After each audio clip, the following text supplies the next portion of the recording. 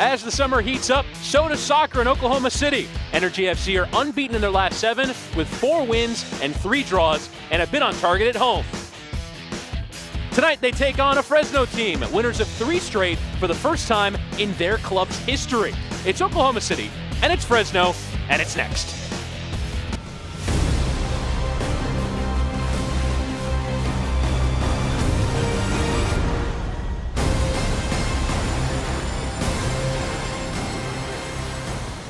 From the TAF Stadium in Oklahoma City, this is the USL, where this evening Oklahoma City Energy play host to Fresno FC. Chris Whittingham alongside Sam Stockley for this one. And Sam, these two teams come in on terrific runs of form. Yep, both teams in excellent form, and I think it's going to be which team can carry it on into the next 90 minutes.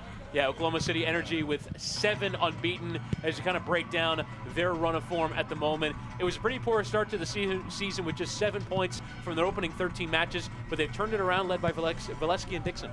Unbelievable. Valesky and Dixon have been over the last couple of games, and I think it comes down to how connected the team is. That's the feeling that I got from the manager this week.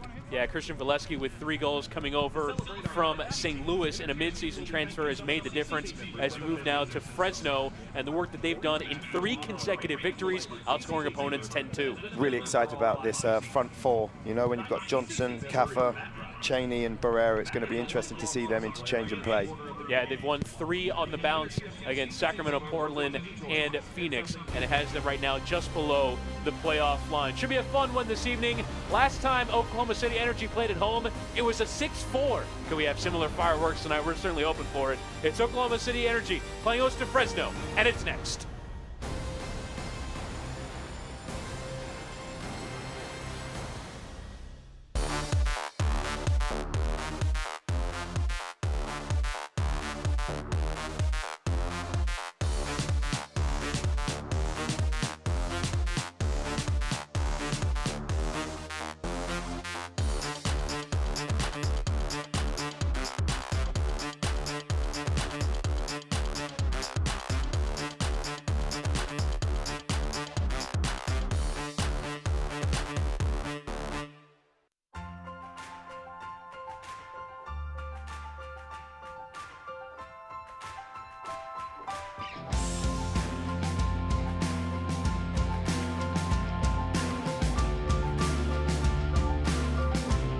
Find your Mercy primary care doctor at mercy.net/energy.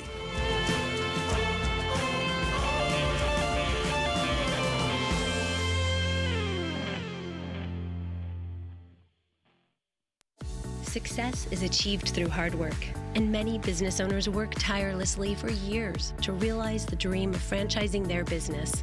FFB partners with companies of all sizes every day and offers an extensive variety of treasury services.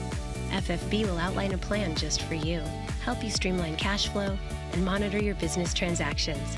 Because we know you've got better things to do, like grow your business. FFB, we go where you go. I'd always wanted to get braces, always considered it, thought about it. You know, how long is this gonna take? Am I too old to do this? What am I gonna look like with braces on? With payment options and everything else, nothing's hindering me now, I just need to go ahead and do it. The staff, for one, is awesome. The doctor's great. I know I had friends growing up saying, oh, it hurts. I didn't have that experience. I can't wait to see my teeth without being masked by wires, right? Hindsight, I would have done it again 100 times over. And we're back with live coverage of Oklahoma City Energy playing host to Fresno FC. Oklahoma City Energy on a decent run of form after a pretty poor start to the season. They've managed to keep their season alive, and it's with them we begin our starting lineups. 2 changes at the back for Oklahoma City Energy at fullback, with Richard Dixon and Kyle Highland coming in. Yeah, it's going to be interesting for Kyle Highland because he's going to have to probably mark Barrera on the other side. Barrera likes to drift and go into holes. And with Alex Dixon going so forward, I think Kyle Highland's going to have his work cut out tonight. But our player to watch this evening from Oklahoma City Energy is Christian Valesky, the 25-year-old native of Nevada, on a terrific run of form. He scored 5 goals in USL, 3 of late in this good run of form for Oklahoma City Energy. He's going to be hugely important to the team, the way he plays and how he can hold it up. Often he can be isolated up there, so his hold-up play is going to be important. Then obviously his goals now, he's added that to his game. Yeah, you look at the late goals as well, including in the match against Sacramento Republic that finished 1-1, their most recent match away from home, a quality point on the road. As you look at Fresno as well, a couple of changes at the back for them as well, with Sam Strong coming in. The suspended Zach Ellis-Hayden makes way at right back. Yeah, and again, for Sam Strong, with Danny Barrera in front of him, I spoke about it before, he likes to drift and join in and come up next to Kafa. So it leaves that left-hand side wide open, so it'll be interesting for Sam Strong. You mentioned Juan Pablo Kafa, the player who will be very much in the jersey number on the back of his shirt, that number 10 role, creating 7 goals, 3 assists as well on the campaign. No, I really like Kafa. I think he's athletic, he's deceptive. You know, he can beat players. He's almost, you know, in the form of kind of Steven Gerrard for me, the way that he can get past people, and he's got a lovely left foot as well with quality. And you look at his most recent run of games during this winning streak for Fresno, 4 goals in that run, including a brace in that period as well. So Juan Pablo Kafa on a terrific run of form and also very deadly over a dead ball. That's hugely important. Yeah, massively important.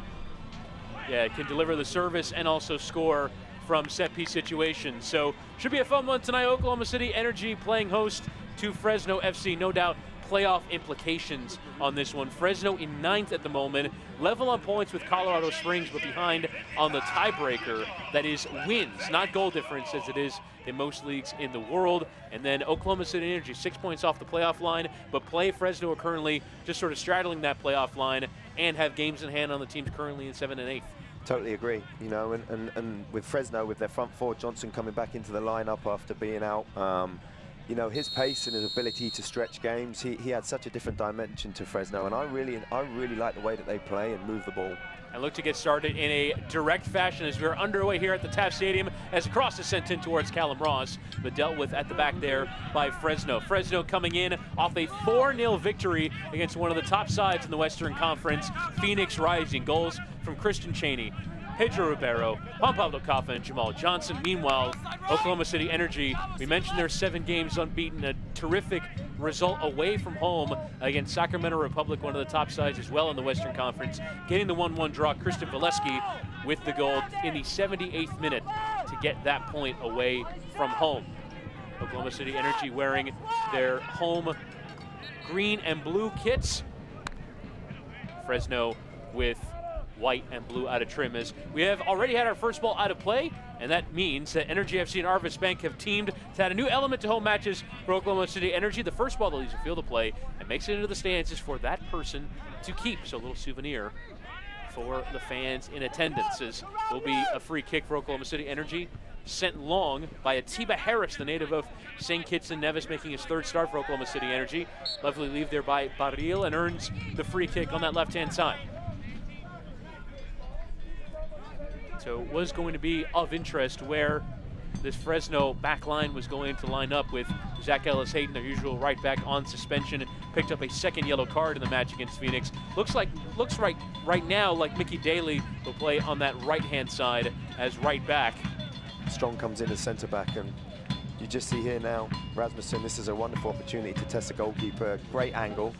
He'll be looking to probably whip this, just maybe dipping onto the penalty spot, I would imagine, from this angle, but really try and bounce it in front of the goalkeeper. Plenty of loft in it as the header does come in, but it just goes flashing wide. Getting something on it was Harris, but it came off a white shirt last, will be out for a corner. Another great opportunity to put the ball in the box. You're 2 minutes in here. You can send up the big fellas from the back. You can see Becky up there, Harris is up there. That'll be Rasmussen again, the Dane, over to take it. He is on 3 assists in his 13th appearance of the season. He'll for plenty of the dead balls this evening. As it is towards the near post, dealt with by Bradley Camden-Fellow, but out for another Oklahoma City corner. You just see Oklahoma City here, Fresno. They've got 3 big guys lined up across the 6-yard box. They're your zonal markers, and the rest of the guys are out there trying to mark. As the cross comes in, Harris again getting something on it, but Juan Pablo Kafa heading away. It's a difficult ball for Kyle Highland to try and keep in play. In the end, does go out of play. And a throw in for Fresno. Yeah, it was interesting when we spoke to Steve Cook in the week, and we asked him about training, and how he felt things have been going, and he felt that the pitch can sometimes have something to do with it. The surface is difficult for the players to be able to control the ball, and sometimes he has to play to that when they play at home, which maybe sees a little bit more direct, a little bit more balls in behind, and they'll try and press a little bit higher. They'll try and press Fresno, knowing that the surface can cause a problem or a bad touch. Yeah, the surface, I would say, among the artificial pitches in USL, certainly plays the most like it. You have high bouncing balls, and sometimes the pace can be difficult to judge. It certainly does affect things as Sam Strong plays it up the pitch, but dealt with there by Highland. You mentioned Steve Cook in his first managerial job was an interim with Colorado Rapids a year ago, but there's no doubt been dealt a challenge in his first ever full-time appointment as a manager. 10 losses in 13 is not exactly the way you want to get it started, but credit to him and the players for recovering well, of taking 15 points from the last available 21.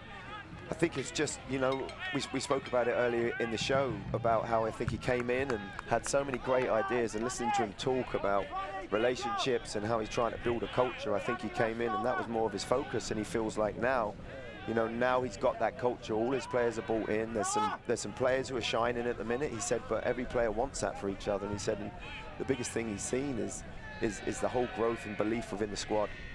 Here's Alex Dixon as the option of Richard Dixon available, but taken off and well by Jamal Johnson. Recovered by Oklahoma City Energy through Richard Dixon. I like Chavez, captain here for OKC. He's just about to win the ball. He's a good player. They need to get him on the ball. And now away here are Fresno through Christian Cheney, but he losing out in the end. Looked like a decent counter-attacking opportunity on. I like Cheney. I think he's a very, very good centre forward. He's scoring goals, and I think if that's his aspect of his game, that maybe he can clean up a touch. It's just his hold-up play. The Energy FC Gold Card is a benefit for season seat members that earns them discounts at several metro area locations like Terry Parker Solutions, Mamarinas, and Buffalo Wild Wings on the Northwest Expressway. To learn more, visit energyfc.com/gold. OKC deal with that set piece. These two teams did meet earlier on in the campaign and finished 2-1 in favor of Fresno, with Juan Pablo Cafa and Ronnie Argueta, who does start tonight. Both those players start tonight. Fresno at times struggling to find their right combination, but it seems like between shape and players, they found their kind of regular 11. At the very least, those kind of front six look to have combined really well together. I totally agree. You know, a lot of their game, I think, is based on the movement of Barrera, who drops into that hole and Johnson goes high. And I think in the early part of the season, they were just trying to work that out. But you know, now they're starting to really gel on. Cafa on the ball sorry, not on the ball now, but who's been on the ball. They need to get him in the game. They can get Cafa in the game now after sort of 5-6 minutes. He can start dictating and pulling the strings. Jose Barrio, the Spaniard, skying that one over the bar. You have a look at him. Came through the Real Madrid Academy. Now making his way stateside. Has been in USL with Harrisburg City, and this is his second season with Oklahoma City. 32 appearances last year, has been a regular in the side again. Carrying in his 21st match tonight. Oklahoma City coming in 22 points from 20 on the campaign. Yeah, he's a technical player, Baril. He's another one that will come in off the line and try and combine and connect. And when Oklahoma and OKC are playing well, he gets on the ball and makes things happen.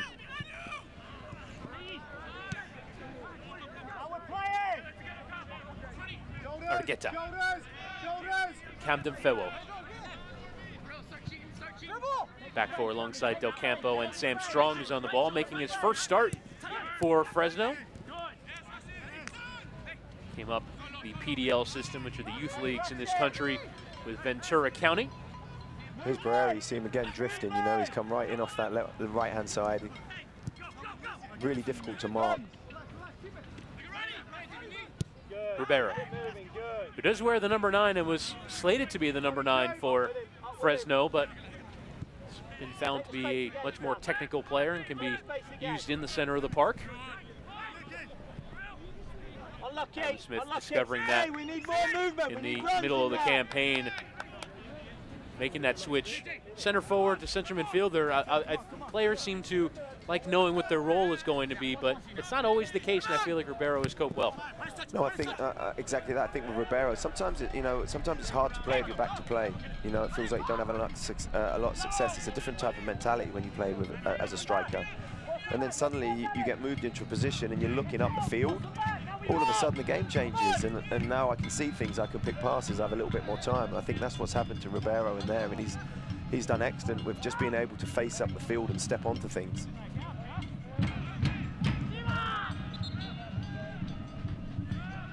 As the throw-in will go to Fresno FC.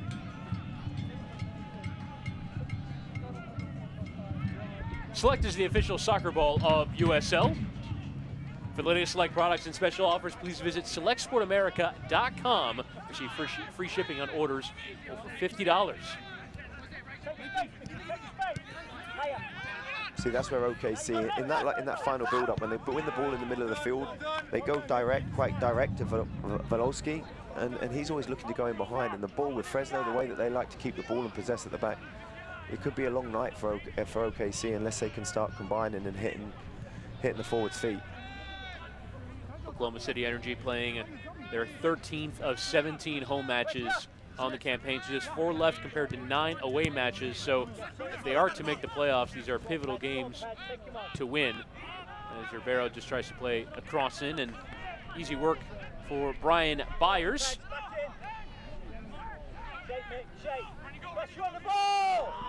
Here's Chavez. As it's lofted first time over the top, Volosky was threatening, but dealt with in the end by Sam Strong. That's what they will, Campo and Strong, like you said, they're going to have to be aware of that. Anything that comes into these wide areas, they'll look to flick around the corner just like that. That's where Volosky's at his best there for me, looking to get him behind. Charging on there is Jamal Johnson. It is a warm evening in Oklahoma City. Highs reaching 98 degrees today in OKC. At the moment, sitting at 94 for a team in Fresno.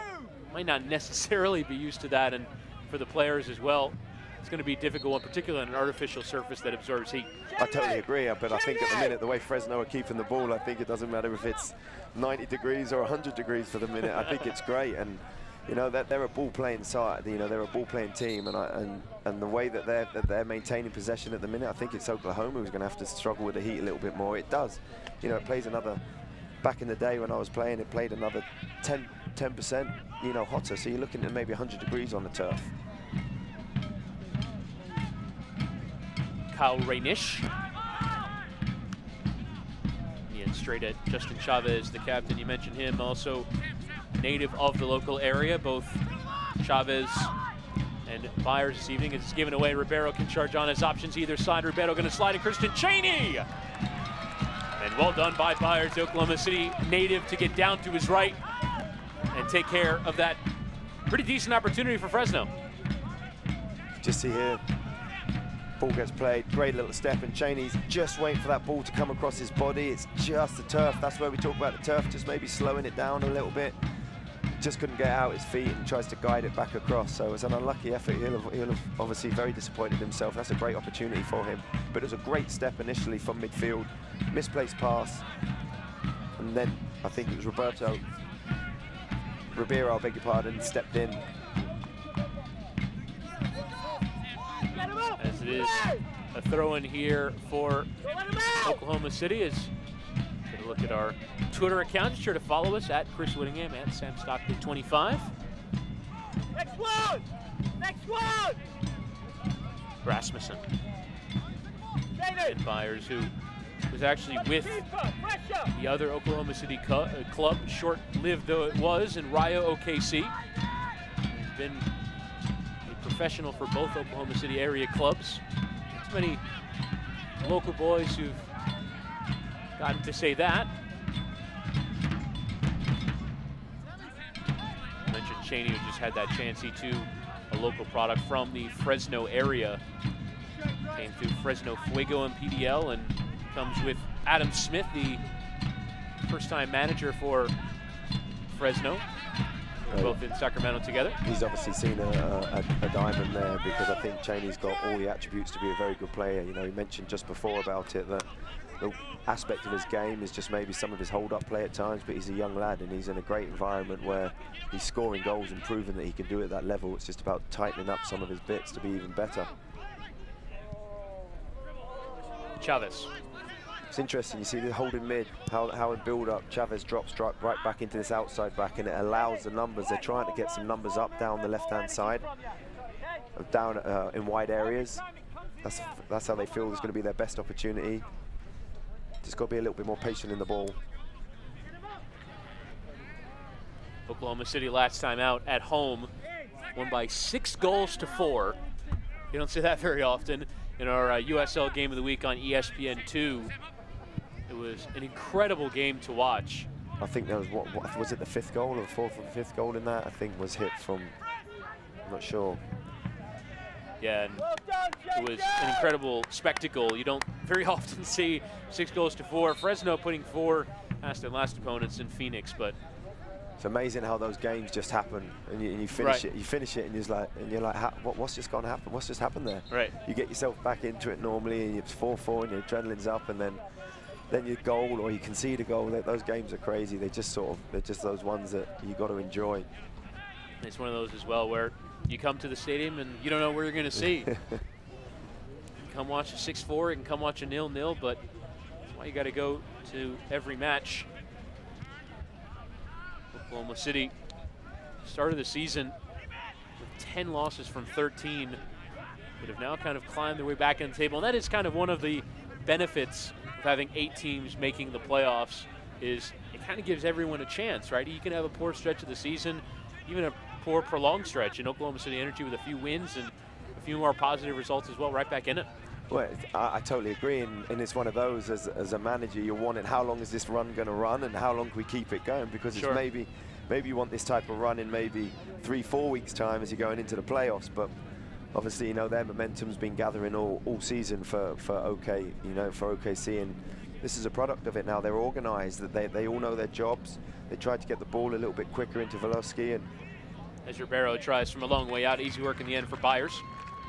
But I still think that they're lacking that little bit of creativity at the minute. Just that final ball, that final product into the centre forward's feet for OKC will break the pressure, but they're not hitting that at the minute, and that's why I think the ball keeps coming back. Meanwhile, Fresno, we mentioned 3 wins on the bounce. Have scored 4 in a pair of recent matches against Phoenix and Portland Timbers 2, both victories at 2-0 as well over Sacramento. And Phoenix and Sacramento, those are 2 of the top teams in the league and in the Western Conference, and taking care of them in multi-goal fashion is fairly impressive. And for an expansion side, they seem to have found what works for them. Totally agree. You know, I totally agree. I think it's just starting to click, and you know, it's interesting, these runs of games that you see with these clubs and these expansion teams, and how do they deal when they get a little bit of pressure. But they've done well. Fresno's been one of the teams that have really done well with it.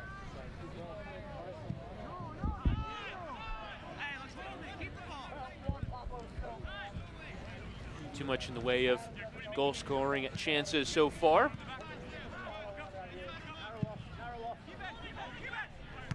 But you see there the goalkeeper striking the ball, and Fresno's 25 yards and 30 yards in their own half. The game's so stretched at the minute, it's just really hard for the midfielders. The challenge comes in from Ribeiro on Rasmussen. Referee waving it away. As I should tell you, the Energy FC Gold Card is a benefit for season seat members that earns them discounts at several metro area locations like Fandango, Fit Spa, and Supermercado Morelos. To learn more, visit energyfc.com/gold.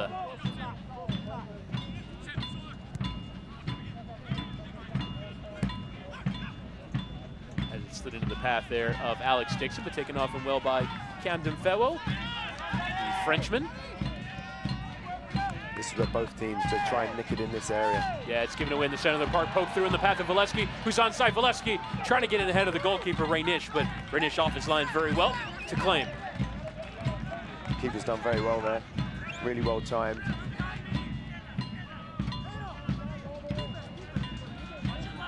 That's Velosky there, going in behind, that's the strength. Just a little bit too heavy a pass there, but if they can keep playing those type of balls, they're definitely gonna have a chance to get in.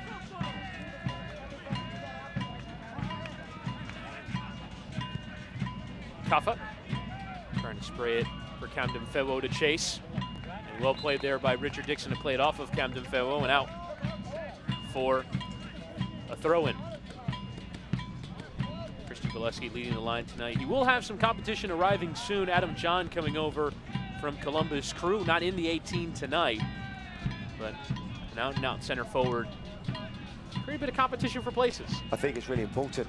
I think especially when you're doing well, you know, that there's going to be times, I think goalkeeping, I beg your pardon, goal scoring form is so patchy, you know, when you're running it and you have rhythms when you're scoring goals, and I think you need to try and get, you know, the key is if you've got 2-3 forwards and they're all sort of in goal patches at different times, that is, from a head coach's standpoint, is obviously your ideal situation.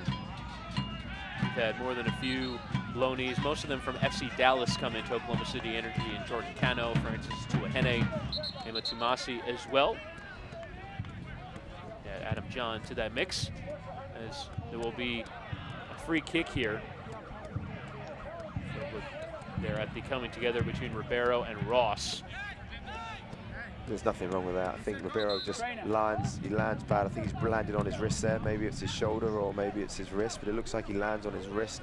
There's nothing in the actual foul, but it's more when Ribeiro lands. Yeah, Callum Ross did look like he threw a little bit of a shoulder in there, but it might have been the landing that has Ribeiro down. Scoring twice this year, Pedro Ribeiro. He's really taken to that central midfield role well. The Brazilian will create a fairly massive hole in the center of the park for Fresno. He looks to be in real pain. Yeah, you can you can often tell where the players are, how the players act around it, you know, and yeah, you'd see Johnson walking off looking a little bit concerned and guys coming back round, but it looks like I said, it looks like captain's just come over here, Kaffa. He'll normally give some instruction and see what's happening. You mentioned the heat, certainly an opportunity to have a bit of a hydration break for a lot of the players. I think it's interesting how both teams plays. You know, both teams tried to stretch the game. You know, the Fresno's back four, they'll drop. The two centre backs will drop out. The full backs will go high, and they'll try and make this big space in midfield. And I think they're both counteracting each other at the minute. Game seems quite stretched, but quite slow. And each team likes to try and nick it off. They try to nick it, you know, from a counter-attack standpoint. Anything that gets played into either Chavez or even into Ribeiro, they're trying to win quick and then go forward. It seemed like Ribeiro was grabbing at his elbow there. I thought it might have been the shoulder, but it does seem like the elbow. So you get a look here. There, ooh. Yeah. You can see his elbow there, just the way it jars back and in and out. Wonder if that might be night over for Pedro Ribeiro. Plenty of midfield options available to Adam Smith this evening. Yeah, they're looking at it now. Juan Pablo Kaffa play a bit further deep as well. Must be his elbow. I think dislocated his elbow, it looks like they're saying there. It's interesting to see from. He'll be a big loss. No doubt, and David, let me know if you need we'll be curious to see if he can carry on. Obviously, if you're the manager, you hope an upper body injury wouldn't keep you out, but sometimes it might just be the pain that's stopping you from thinking. Is Alex Dixon going to try and hit the first-time cross, but dealt with there on that near post by Del Campo. Del Campo done well there because it was almost a quick, after all that stoppage time, suddenly a quick ball in behind again, and you know, OKC are going to try and get behind you and put the ball in, so Del Campo's done well there. It'll be Rasmussen again to take the corner in his second season with Oklahoma City. Appeared in 12 matches before a season-ending knee injury. Was certainly figuring to be a big part of the club. As the cross is sent in, arriving in there for the chance was Drew Becky. It's a great ball whipped in there. Drew Becky just arriving. And the Canadian nearly creating that first opportunity to score for OKC as the long ball is sent all the way through and out for a Fresno goal kick. USL's official Twitter feed keeps you up to date with news, live game updates, and highlights from around the league 24/7. Follow @USL on Twitter.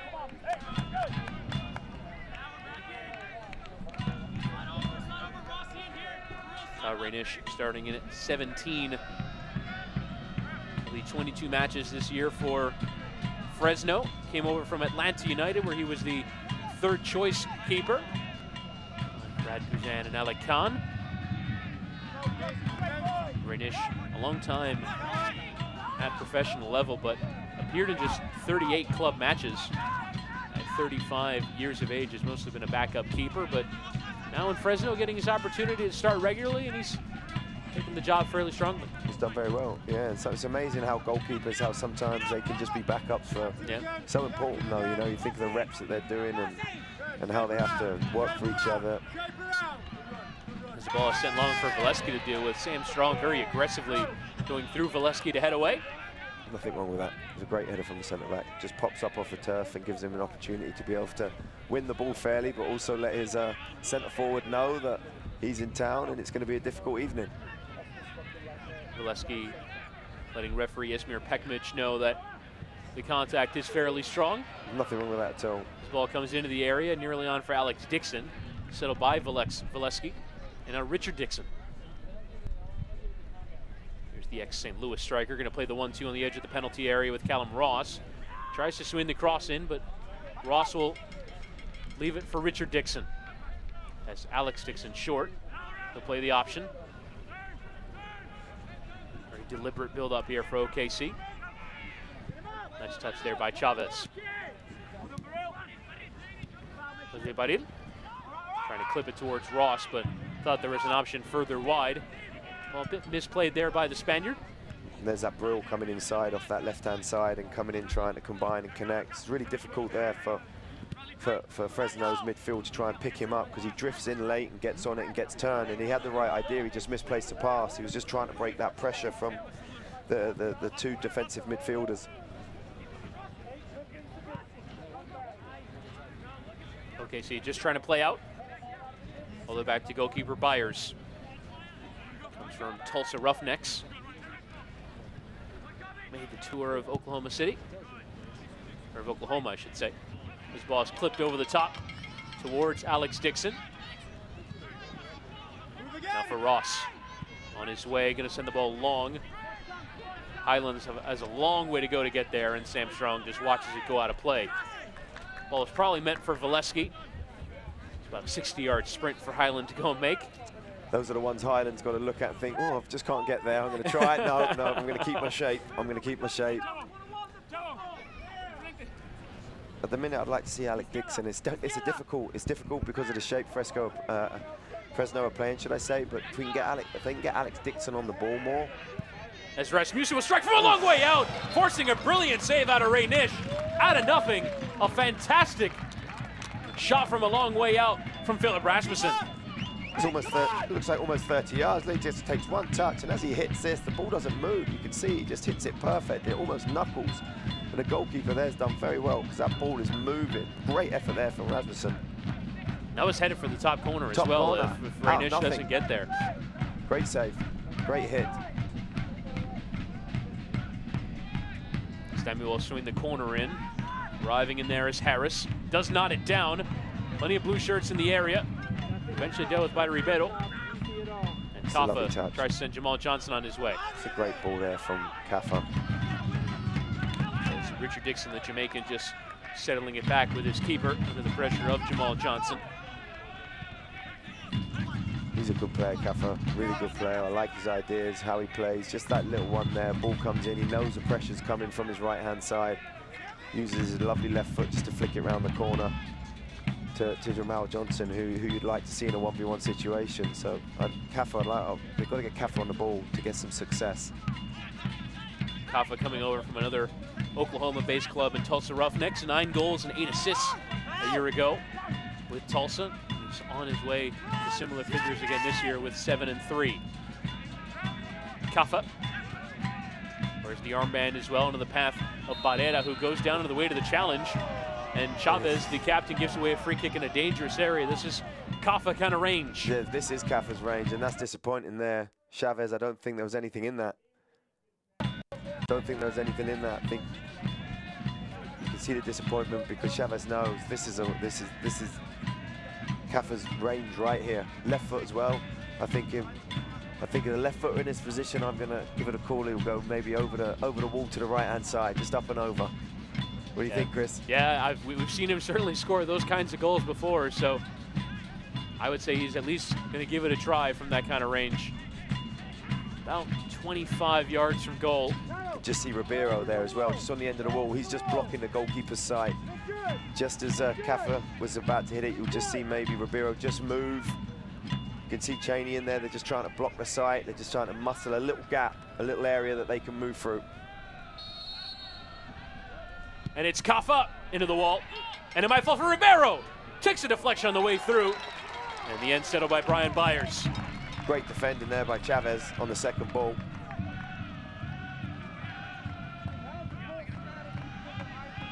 Quality opportunity there for Fresno. Surprised that Kafa went low into the wall rather than up and over it. I think that's where they was trying to move a little gap, and maybe he felt that, you know, goalkeeper sees him, he knows him.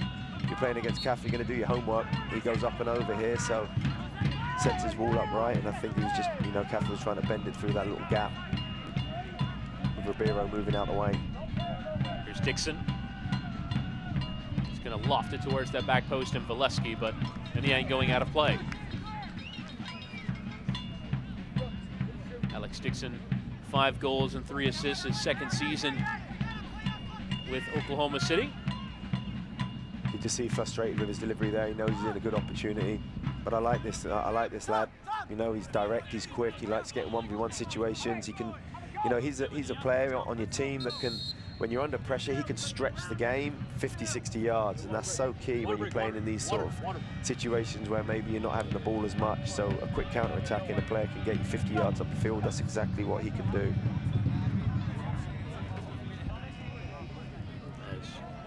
I believe we'll have a hydration break here.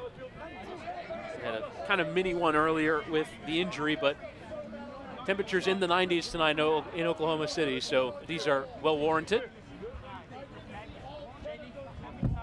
What have you seen in the opening half hour? What adjustments do you think these sides need to be making? I just think it's the midfield area. You know, for me, if you're Fresno, you need to try and get Barrera. You need to get him a little bit higher up the field. I think if you get him half turned and on it, I think he can break the line, and then you can get, he can find Cheney and even Johnson coming across the field. And then, for me, OKC, I think defensively they've done really, really well, and they're shifting and moving and they're organised. But I don't see much at the minute from them going forward. You know, like we said about Burrell, who he likes to drift inside, but then that triggers Highland, but Highland's not getting on at the ball. Then he's not getting on the ball at the minute. And Alex Dixon on the other side is getting isolated a little bit because they can't find him. So for me, it's going to be about Barrera. If Barrera for Fresno can get on the ball, and if Burrell can find it, then I think that, you know, either one of those can make a difference in this game the way it's panned out. Has best chance.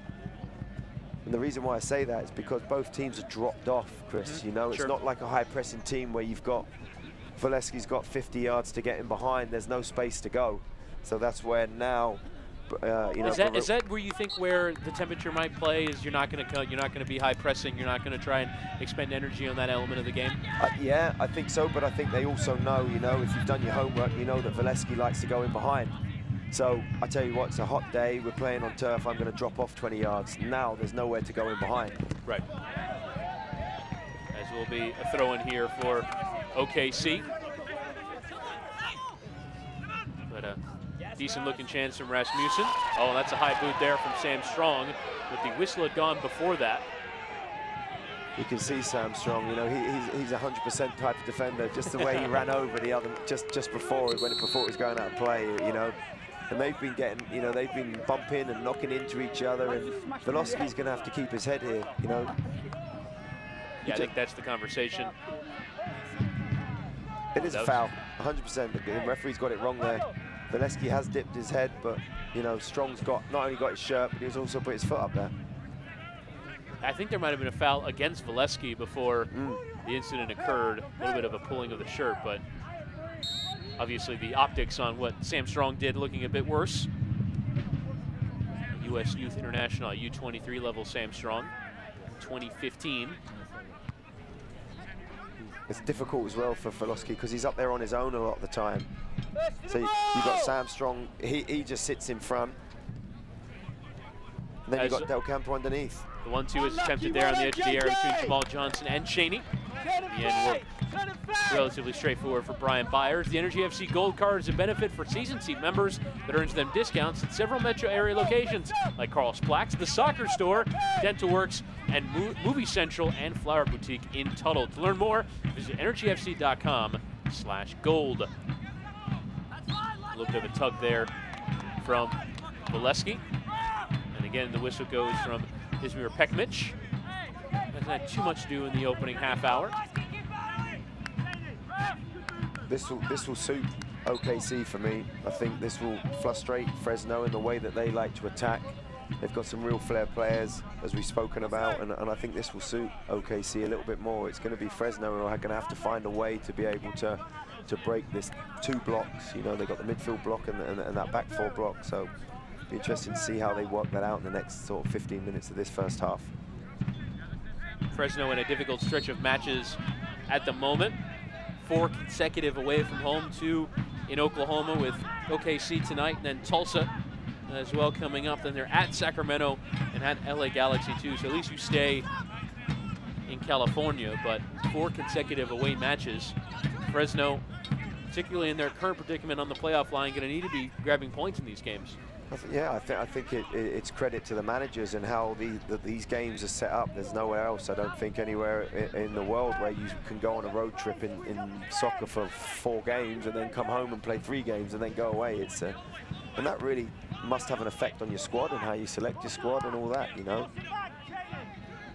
Because then you mix in between turf, you mix in between grass. Ross and Dixon. The low one back by Fresno. As Ribeiro looks to be drifting a bit further forward than usual. Tony Argueta allowing him to kind of get some license to go forward. Chavez trying to win in the center of the park, but here's Argueta. See, very narrow shape from Fresno at the moment.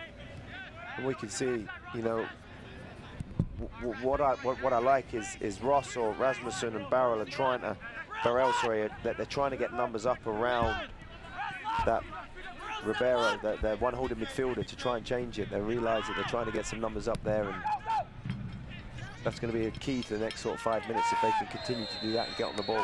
As Ross tried to clip first time over the top, but Alex Dixon under the rest of the challenge, earning a free kick, and it'll also be yellow for Bradley Camden-Fewo. First booking of this match goes to the Parisian. That'll be a free kick for Oklahoma City Energy in a fairly dangerous area. Before we get to that, watch highlights from every game of the 2018 season and stay up to date with news from across USL at the league's official Facebook page, facebook.com/USL Soccer. So there is the yellow to Bradley Camden-Fewo, playing left back tonight. And now Philip Rasmussen can deliver the ball into the penalty area. Just look for Harris. He's the one that maybe often peels around the back. You can see Becky in there. Those two maybe try and block one another. One of them will try and get free as Rasmussen will deliver this right-footed. 5 in the area for Oklahoma City. As the ball gets swung in, rising was Ribeiro to get something to it, the tallest man in there. Baril going to try and strike first time. Appeals for handball, not given. Argueta in there to slow down that first time hit from Baril. Good block there from Argueta. You can see Baril going, he wanted that. He must have caught that clean to think there was an opportunity for it to be going in for his reaction. Great technique as well. As Highland will launch the throw in, taken down by the Spaniard. Trying to meg the defender Daly. Now Oklahoma City trying to play. Rasmussen getting it to Baril, but in the end, Rasmussen had drifted offside. Just see some of the little there, Baril's just his little feet, how he's trying to let that ball run across. He's a clever little player. Yeah, and you saw Rasmussen appealing for the assistant, I believe, to either get some glasses and or binoculars. Looked like the right decision in live time. Watch highlights from every game of the 2018 season and stay up to date with news from across USL. The league's official Facebook page, facebook.com/USL Soccer. Here's Barrera, the Colombian, playing to the feet of Cheney, who just about got enough on it in the path of Kafa. Does eventually work to recover it. After a couple of tussles, Cheney wins back with Johnson and Ribeiro. And Barrera again cutting onto his left, clipping into the area is a decent bit of service. And eventually away by Kyle Highland. Lovely little idea there from Barrera, just a little drop the shoulder cut inside. He just tried to lift that in between the two centre backs. Here's Johnson and Juan Pablo Kafa. Invites Camden Fellow to come forward. Here is the left back swinging the cross in. The header comes in from Cheney. It was glancing across the face of goal, and Highland diving to head away. And now Chavez will settle. Cheney near, very close there. Great ball in from the left back. Whipped in there, and Cheney was good defending by the back post by Highland.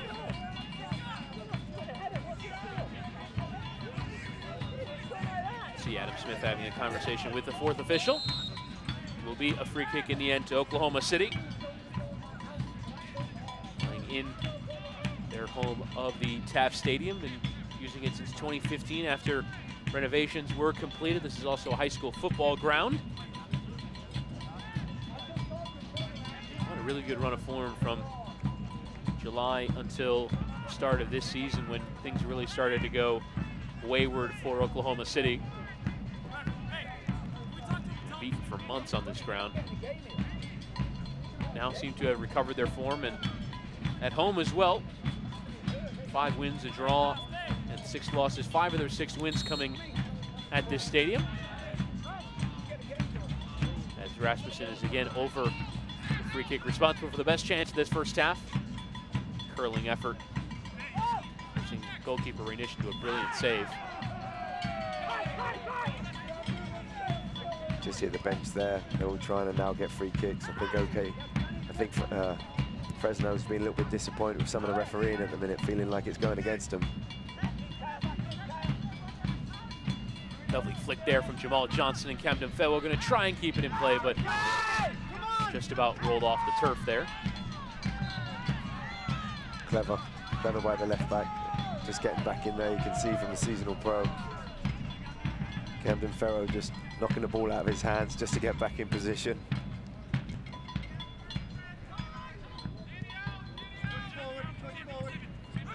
Kyle Highland,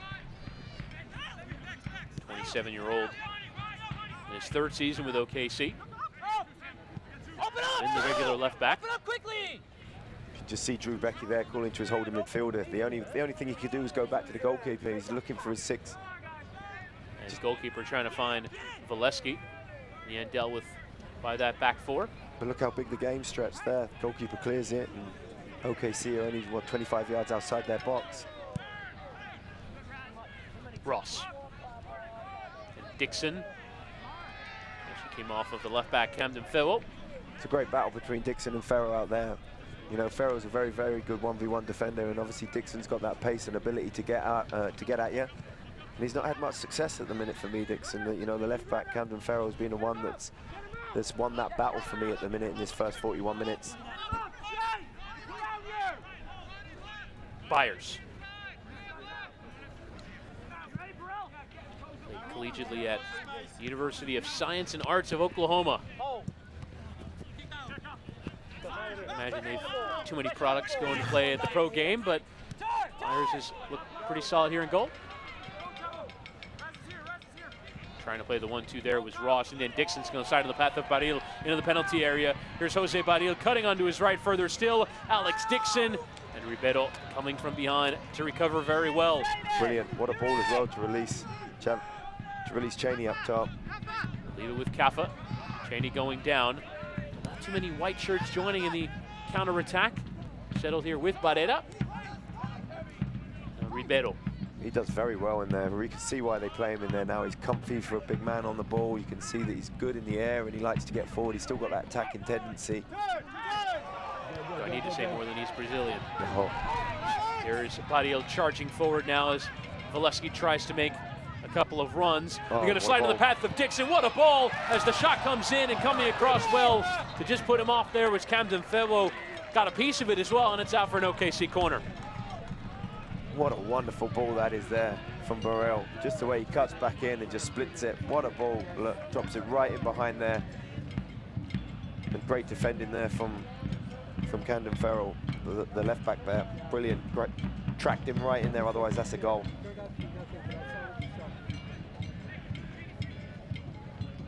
So it will be a corner for Philip Rasmussen.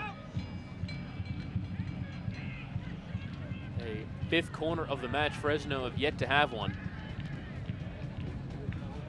Dane again over it. As this swung in, high arcing, Becky trying to get something on it. And it's away by Cheney.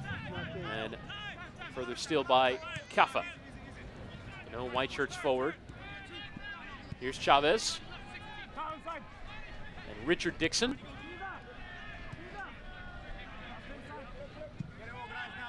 OKC doing well to keep. A few Olays coming out from the crowd, and just as they do that, they lose possession. Ribeiro for Kafa. You can just see the team dropping back in as quick as they can. That was never the right ball. Fresno, they've been a little bit erratic with that final ball this first half, you know.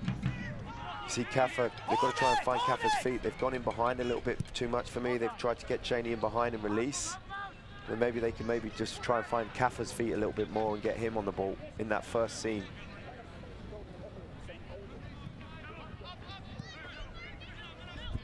Harris, Atiba Harris, the longtime MLS veteran, over 270 appearances in MLS. Is Barrera. There's a decent chunk taken out of him by Baril, but advantage given. Here's Argueta. Manchester-born Jamal Johnson leaving in the path of Pablo Kafa. As Ribeiro spraying it out to this right-hand side, and Barrera doing well to keep in, but Highland poking forward. As we near the end of this first half, we'll have 3 minutes to be added on. We did have a hydration break. Energy FC's next home match is Saturday, July 28th against conference rival San Antonio FC. For more information about becoming an Energy FC member, bring a group to a match or single game tickets, call 235-KICK. So there's confirmation of the 3 minutes to be added on at the end of this first half. Decent chances for either team. Rasmussen striking from a long way out. Pedro Ribeiro off a free kick, taking that second ball and striking for a final deflection came in. Hey, can we make sure they're warming up or doing something? Make sure they're warming up or doing something. Mon Martin del Campo. It's interesting, they do so well in their build-up, and then they maintain the ball back there, and then they often still look for that ball over to Cheney. Chavez, Rasmussen.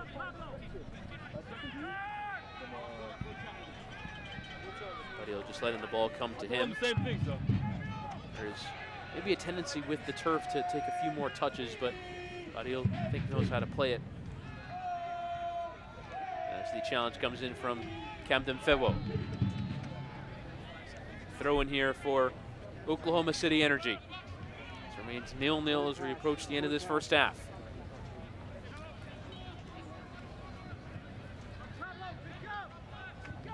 Throw potentially on the cards as Dixon lofts in towards Valesky. Jamal Johnson away. Now Christian Cheney to try and put this back forward under a bit of pressure, but dealt with well there by Harris. He's just so detached. Sorry, Chris, he's just so detached. Any ball into Cheney, you know, there's not 25, no one's near him 25 yards, and the quality into him has been so tough that he's really not had much to do in this first half. It's been difficult for him. He must be frustrated as a centre forward. He wants to get on the ball, he wants to get turned, and he wants to run at people, you know, and everything he's getting served at the minute is in behind and a little bit too long. Here's Dixon for one last foray forward here in this first half. Diving header across from Sam Strong. A decent job tonight in his first start for Fresno. You know, with 47 minutes in, it's the first time Alex Dixon's got to the byline and pulled one in. You know, for OKC to be successful, he needs to get on the ball, because he could deliver service. And then any time that ball gets crossed into the box, If Broski's not there, then maybe it's Ross or Rasmussen coming up, or Baril coming up underneath it and getting that second ball. Barrera.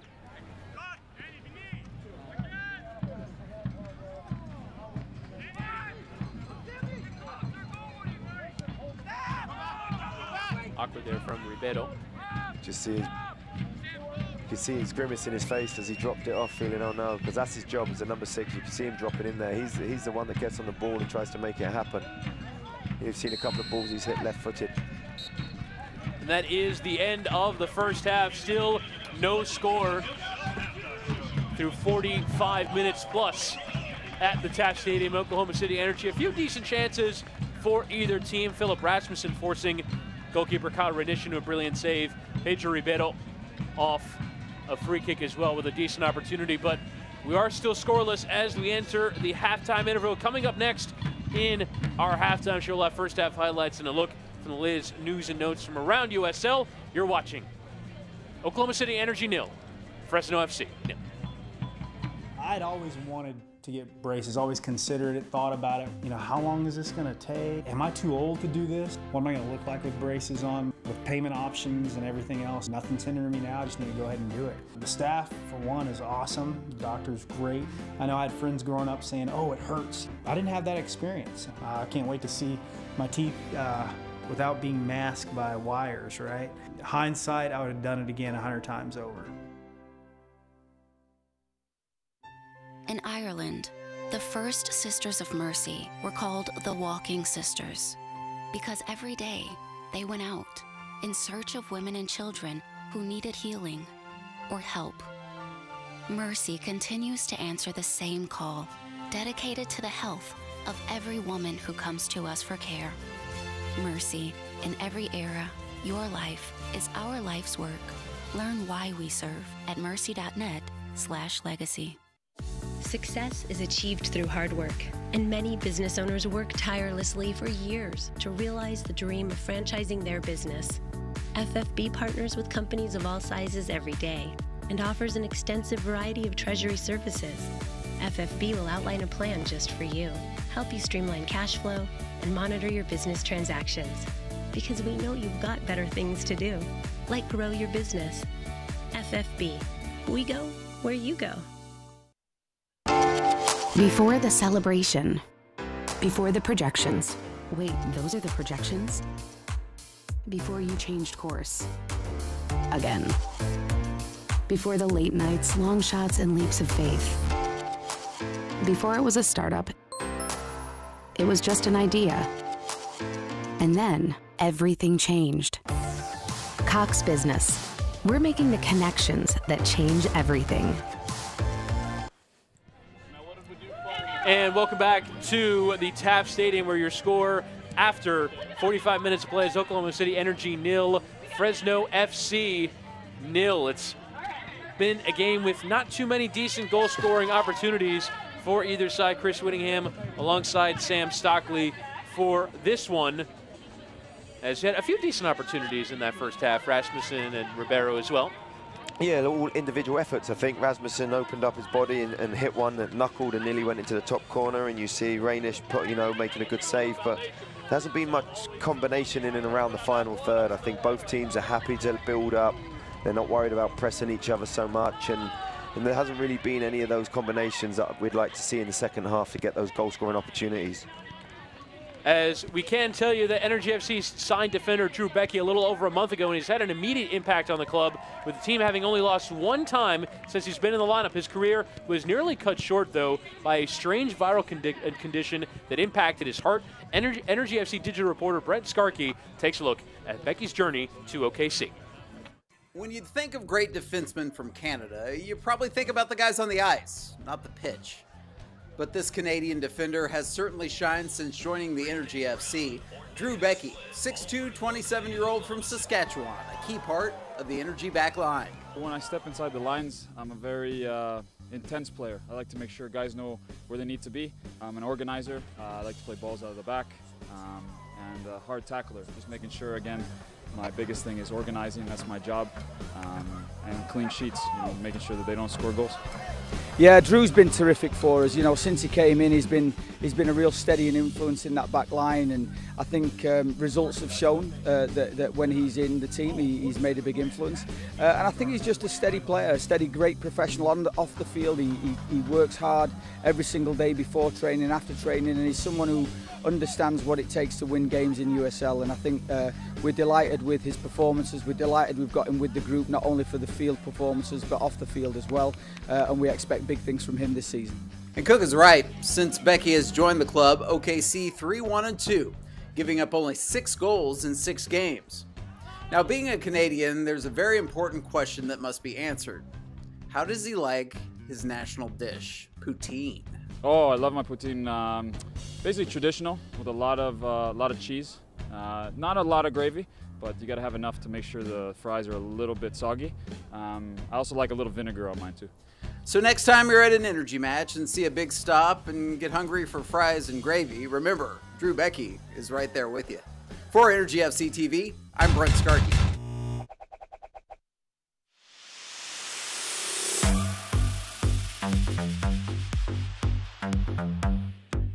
It's Schreiber, and it's 1-0 Richmond.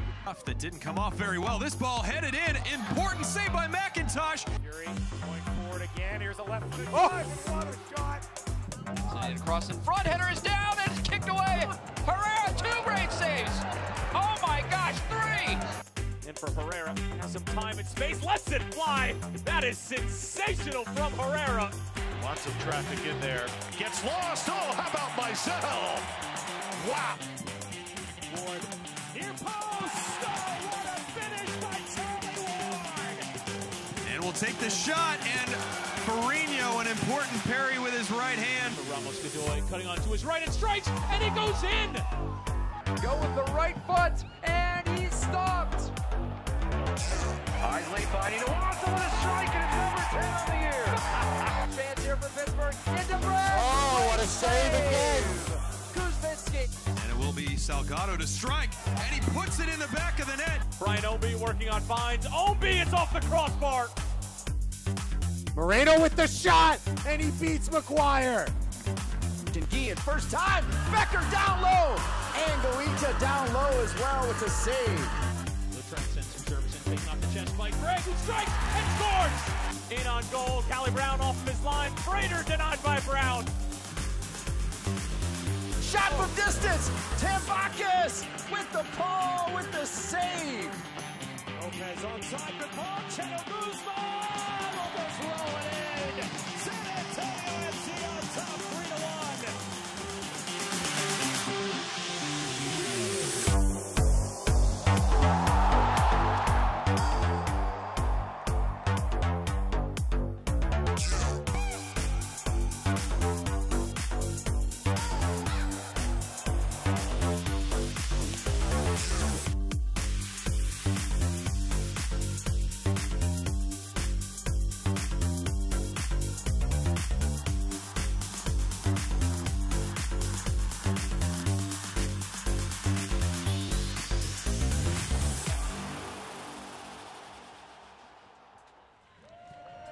Have a look there at some of the incredible goals from around USL in the last week. Once again, your score at the half.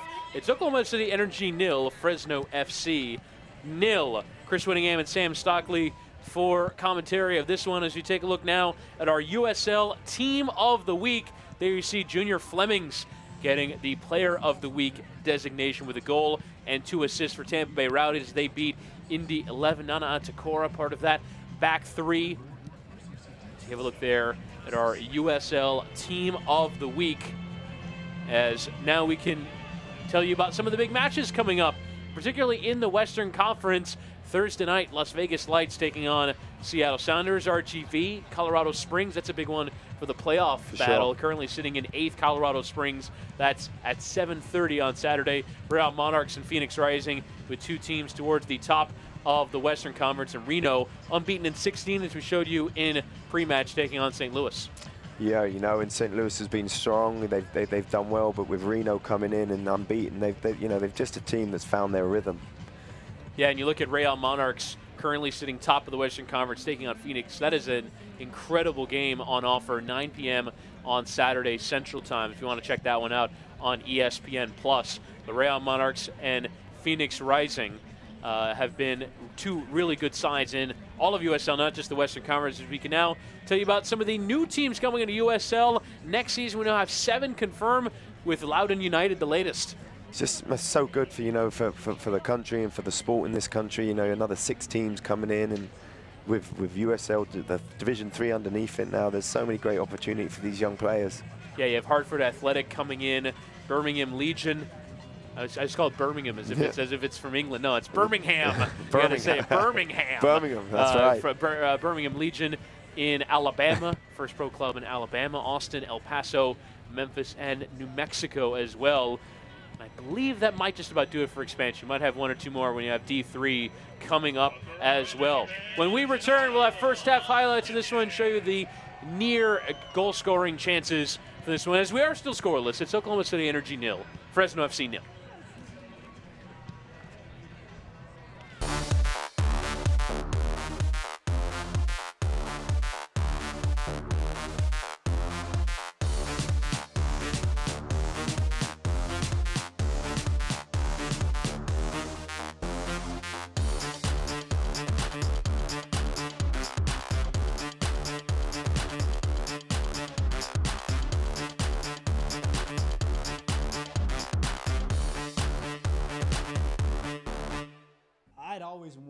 To get braces, always considered it, thought about it. How long is this going to take? Am I too old to do this? What am I going to look like with braces on? With payment options and everything else, nothing's hindering me now. I just need to go ahead and do it. The staff, for one, is awesome. The doctor's great.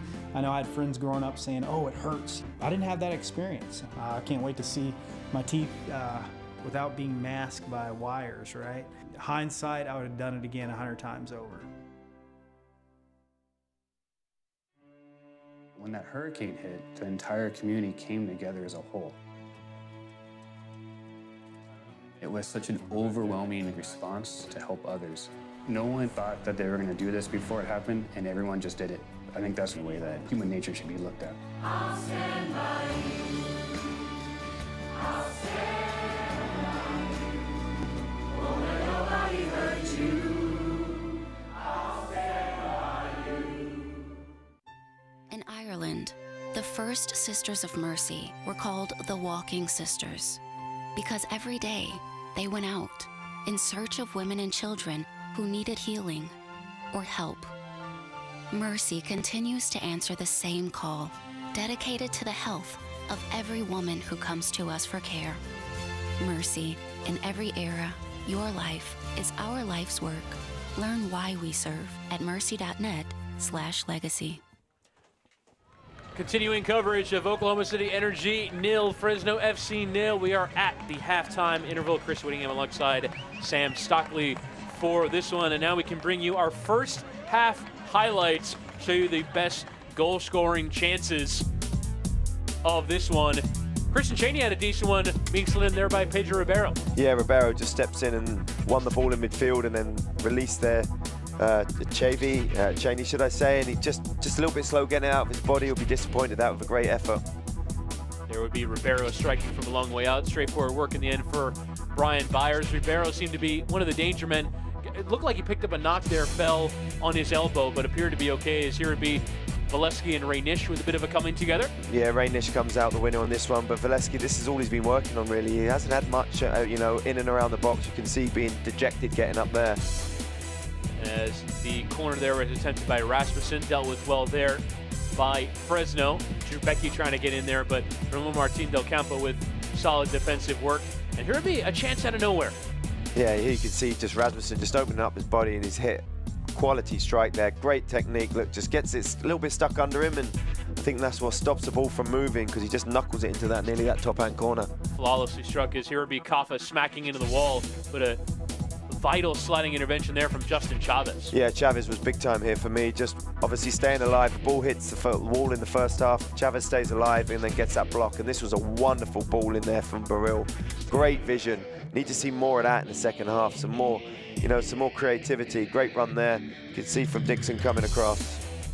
Yeah, Dixon allowing it to roll into his path. Tried to hit first time, but could not quite get it around Camden Fellows. You have a look at our first half stats.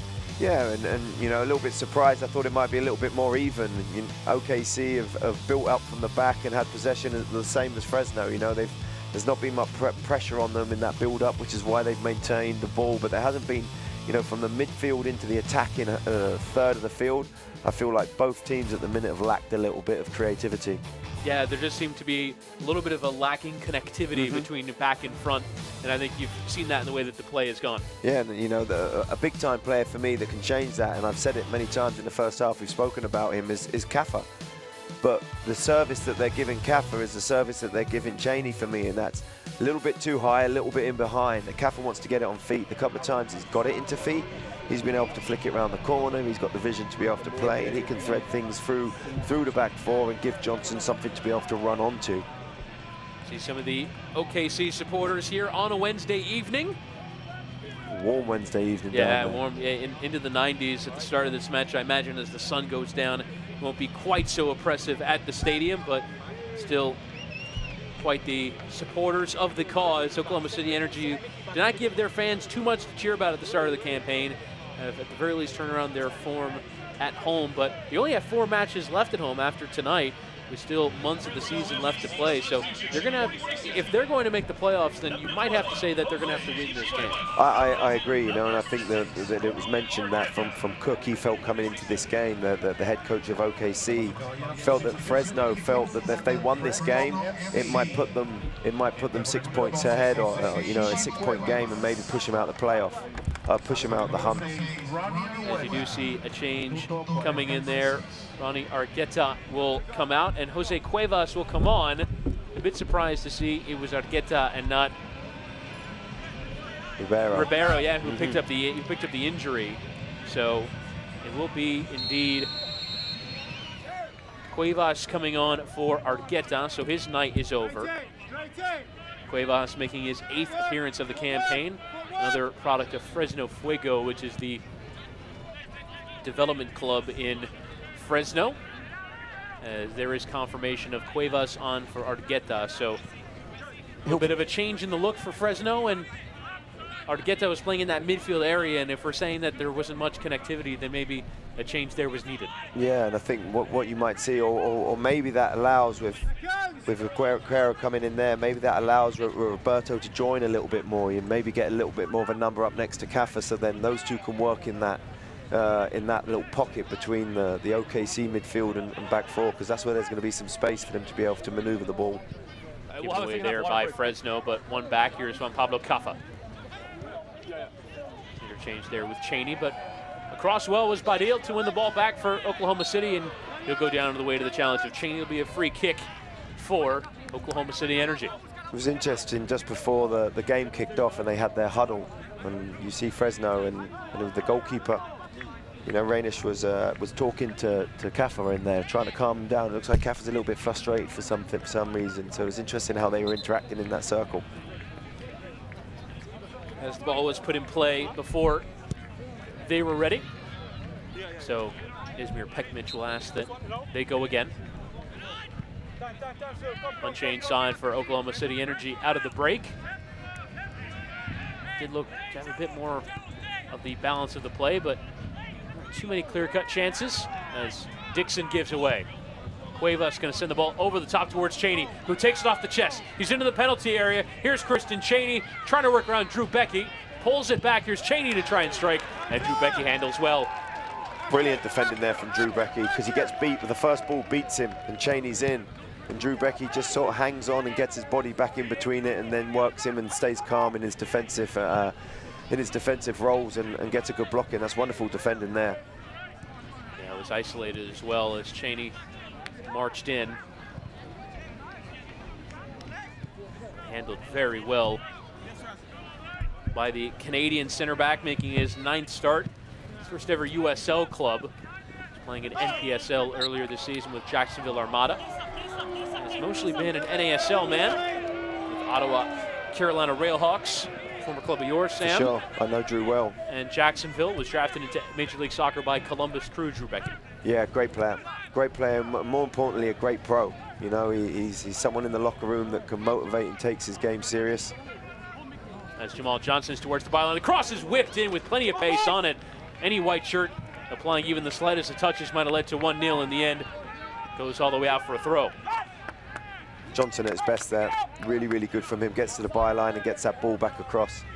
Very, very good play from him. And Fresno started well here. They're a little bit more, got a little bit more zip in their pass. They're trying to connect and combine a little bit quicker and faster. I feel like the OKC maybe dictate the tempo in the first half. And I think that spoiled Fresno's attacking finesse, really. And now they've come out maybe the second half and managers maybe got into them, the head coaches got into them and told them to get their style back into play. As Chavez sends the ball over the top. Now here's Alex Dixon trying to settle it back. Valesky now on his way as Dixon instead tries the shot. And in the end, Rainish watches it harmlessly go wide. Two great bits of defending, great forward play. Those balls are triggered over the top. You can see there Dixon getting back in, obviously after a little tussle with Del Campo, but Del Campo does very well in the defensive role there again. This is, well, a very direct approach to try and get in behind. Yeah. You know, and that's his game. He's pace, he wants to get faced up and he wants to get at you. And when you got someone with Alex Dixon's ability and pace running at you, it causes different areas and different, you know, gaps to open up for players to be able to find the space. They're just not really finding the space at the minute. This is decent interchange. A lovely step, though, from Camden Fewo to clear. Valesky, you just saw there, able to get on the other end of that ball from Chavez. Nearly created the opportunity, but solid work there from the young left back. Comes from Rochester Rhinos. To this country to play college soccer at UNLV, and then was picked in on a super draft by Colorado. Here's Baril. Some work around Del Campo, lovely turn. Here's Rasmussen on the edge of the area. Try a cross and just came off the defender Cuevas and settled there by Rainish. Yeah, Rasmussen took too long there. He worked it. There was a lovely little channel for him to be able to deliver that early, and he just took too long and it closed up. I like Baril there. I really like Baril getting in that little pocket there between just underneath Valesky. Then that's when he can get on the ball and cause some real problems.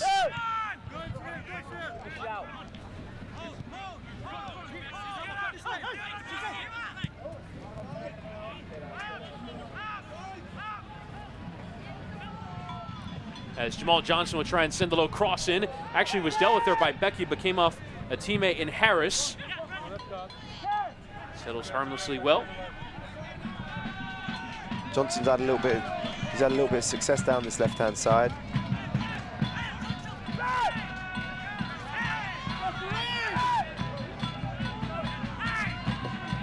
Ribeiro.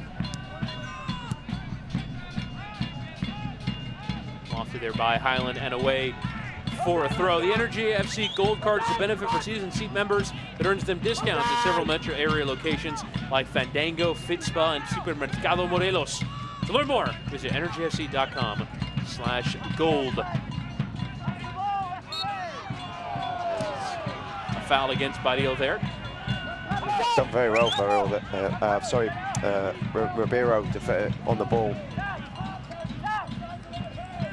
See the low cross. Becky trying to clear, but came off of Atiba Harris instead. Seen them go in the back of the net before. Good solid side foot up the field, and before you know it, it's hit your teammate and gone in.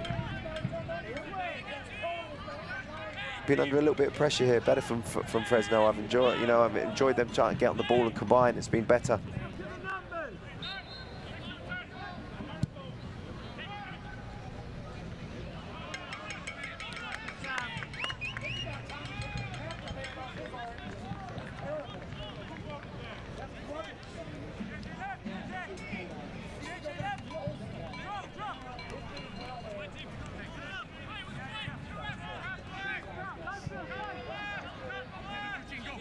Rasmussen.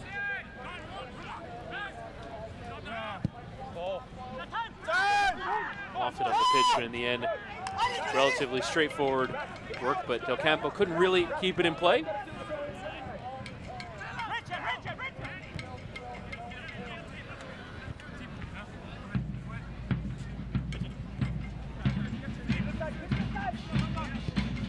Harris. Look how stretched the game's got in this, you know, first 10 minutes. Lovely flick there from Rasmussen. Into the path of Dixon into the air. Here's Alex Dixon. Low across towards Valesky. But a needed intervention there from Mickey Daly. And Valesky goes crashing into the advertising hoarding. Unlucky. Great build-up. Sharp, intricate build-up play into this wide area. And then a lovely ball across, and Valesky trying to get across that near post. Like you said, Mickey Daly comes in, does very good defending. Just tracks his man in there, Daly. This will be a corner for Philip Rasmussen, a 6th corner of this one. Towards the edge of the 6-yard area, appeals for handball, but well, it's never intentional from Cheney if it was. Highland. And Dixon. Lovely take there from Ross into the path of Alex Dixon. Towards that byline, peeled across. Arriving there was Harris, who stays forward from the corner.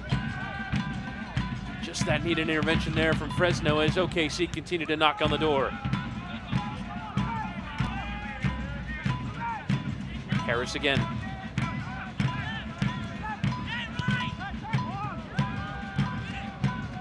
Rasmussen. Given away there in the center of the park there by Cuevas. Fresno struggling to get out right now. As it's still into the path of Valesky, it's a lovely ball through. If he can just settle it, he just about does. But coming in though is Jamal Johnson. Hey, and just flicks it away for a throw. Go to the ball!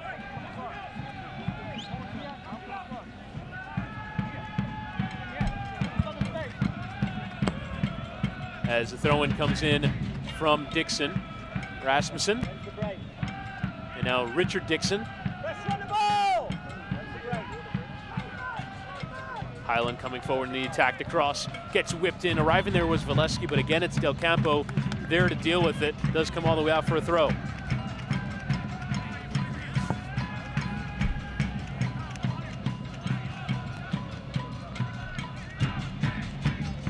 A little bit more open in the second half. The first 10 minutes in, been a few more chances in this first half.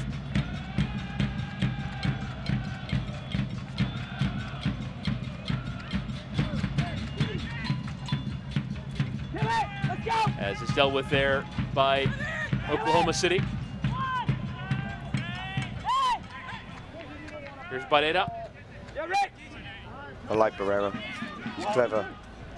He's got a lovely little left foot. You can see he drifts in and out of those areas.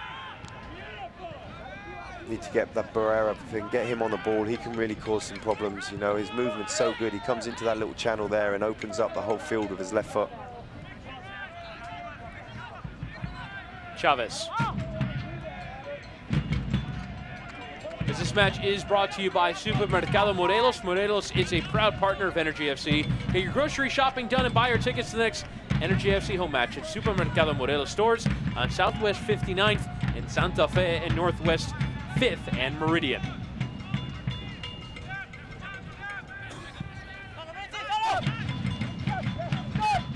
Byers trying to play out, but that wasn't quite the right ball. And relatively straightforward work. As now it is a Fresno throw from Camden Fewo.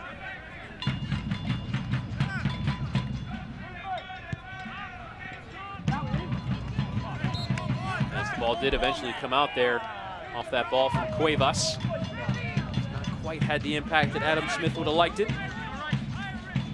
to have. Came off of Camden Fewo and out for the throw. As Ismir Pekmic. This play slowed down yet again. Look at here, you can see how this field's stretched. OKC tried to really open up that field in their shape, and it allows this guy Chavez to get on the ball. He's giving it away now, commentator's curse, but this ball is lobbed in the path of Cheney. Might still fall for him. Came off Atiba Harris. He'll be out for a first Fresno corner. See Chavez just saying sorry, you can see it. Real critical area to give the ball away, and has resulted in a corner and an opportunity now for Fresno to come in. Get their taller guys up. You can see here, Del Campo will come in. Ribeiro's got obviously size to be able to come and attack the ball. As Kaffa will play it in towards that near post. Solid defensive work again from Drew Becky. But it'll be another Fresno corner. Kaffa, many of the dead ball deliveries, including this one, as he's lofted in towards that back post. Fluffing at it was Byers. Couldn't get anything on it, but it came off of Del Campo in the end. The referee has given a corner. I thought given the reaction it might have been a penalty, but it will be another corner for Fresno. Like you said, Byers coming out there. Didn't get any sort of contact. Another opportunity. You can see here the size difference. Johnson could just whip this in with his right foot right under that crossbar. And Jamal Johnson will take the right-footed corner. Lofted in with plenty of power behind it. Highland getting something on it, and from 0 corners in 57 minutes to about 4 in the last one. You can just see here at Ribeiro, they're just trying to drive it into that near post space. You can see Johnson, he's just trying to drive it for Ribeiro to come in and maybe get a little flick and glance it back post. And there is that back post delivery. Richard Dixon heading away, but not as far as a Fresno throw to be taken by Barrera.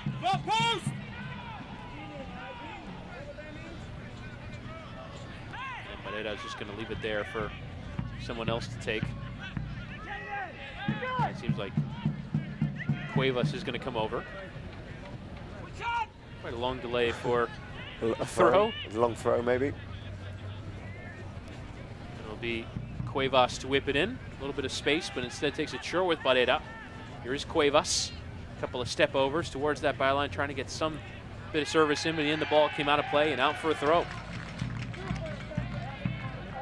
Which teams are hitting top gear as the league comes down the stretch in the race for the 2018 USL Cup playoffs? Found out every Monday evening with the USLsoccer.com power rankings at USLsoccer.com. Just launch forward there by Del Campo. Nearing an hour gone. Too much in the way of clear and obvious goal-scoring opportunities, but both of these teams currently in cagey playoff battles.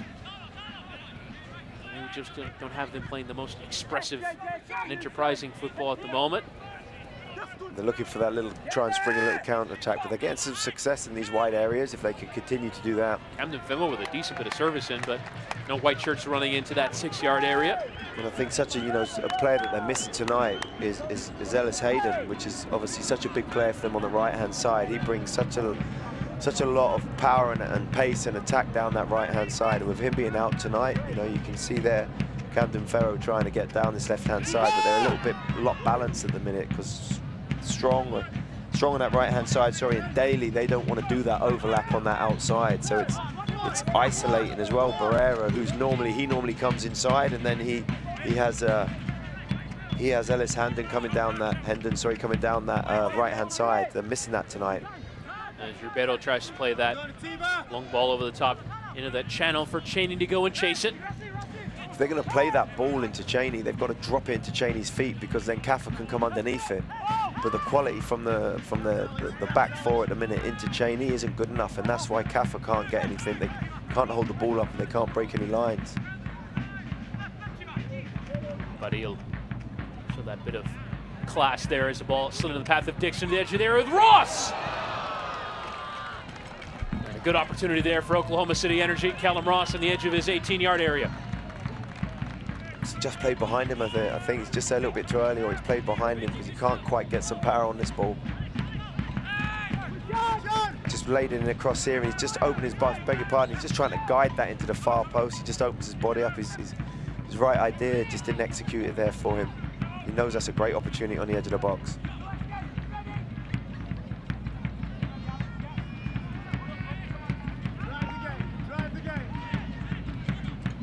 Chavez.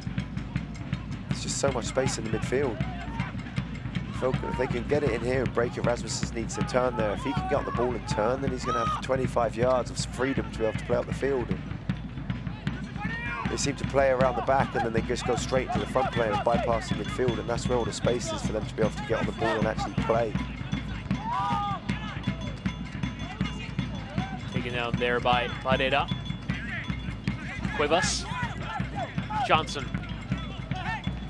Charging on here for Fresno. Much better build up from the Foxes. Pace on that for Camden Fedwell, but he settles well. Lofted towards the area. Cheney will take it down off the chest. Might still fall for him. Johnson and Ribeiro come together, despite both wearing white. In the end, cleared by Oklahoma City. Just a simple tug of the shirt there from Alex Dixon.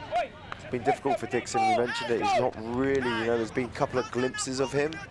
But this is interesting when he's come up against Camden Fedwell, who's very good defensively and likes to get forward. And Alex Dixon is having to do a lot of work to get back, and you can see it's frustrating him.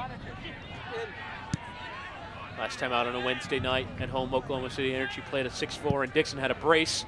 It's not quite gone the same way tonight.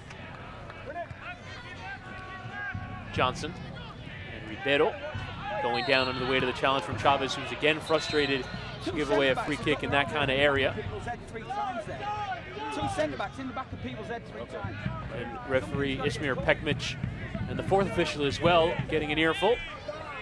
You can just hear, I think that's, sounds like Steve Cook saying about here,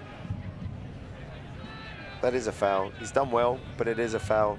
You can see Burrell getting angry with himself, but he's turned out that little tight area, and he's used his experience and just dropped down.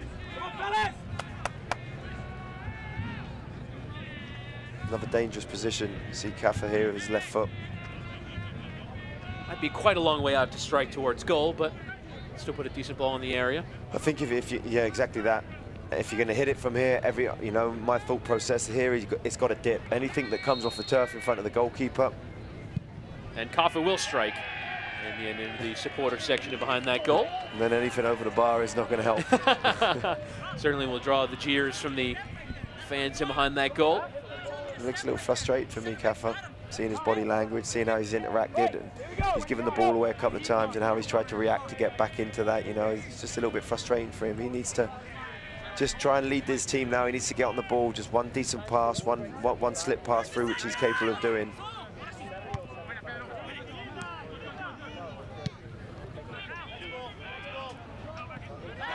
Trying to take down there was Valesky, and does earn himself a free kick after the challenge in from Del Campo.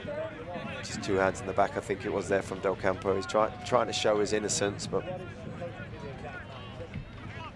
be a free kick here for Rasmussen.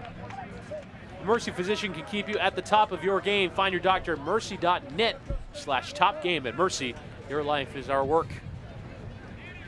A little driven ball maybe over number 11 Alex Dixon's head there, just maybe dropping into that penalty spot area. You can see here maybe he's probably looking for the the Y of the energy sign, just driven into that gap there. Anyone to come and attack. A bit too low though. That first man there in defense. Still available here for OKC. Dixon taken out of the air, but straight at a Fresno player. Sent up the pitch, Cheney doing a little hold. Now the long ball sent over the top for Kaffa to go and chase it, but dealt with there by Richard Dixon. Highland perhaps dangerously heading back towards his goalkeeper, but knew the turf would help him out. Yeah, great composure there from Highland, just heading it back there, diffusing any type of pressure and just allowing themselves to get back into shape to build up. As it stood heading into this match, Oklahoma City in 13th, but only 6 points off of Colorado Springs in 8th. Currently sit on 28 points. Oklahoma City on 22. Fresno also on 28. This result is fairly pivotal for that final spot in the Western Conference playoffs. San Antonio also on good position as Johnson will strike from a long way out, but always heading high and wide. San Antonio on 25 points from 18. Colorado Springs on 28 from 22. So with 4 games in hand, San Antonio can still make up that gap. Thank you for joining us this evening and watching this one with us. Chris Whittingham, Sam Stockley on commentary. You see on your screens our Twitter handles at Chris Whittingham, at Sam Stockley25. If you want to follow us there. It's been a great battle there with Velosky up top with Del Campos. It's been difficult for Velosky, he's that type, he's a grit type of player. And Valesky might just get on the other end of this bit of service, but across well there was Sam Strong. It's difficult for him, you know, when you mentioned in the first half, when you play as that lone striker like Valesky is, he's feeding on scraps, you know, but he does it so well. He's athletic, he's willing, he'll run in behind, he's going to compete against Del Campo, and Strong, who are two physical centre-backs that want to knock you and put their arms into the back of you as they come up for headers, and he's done well.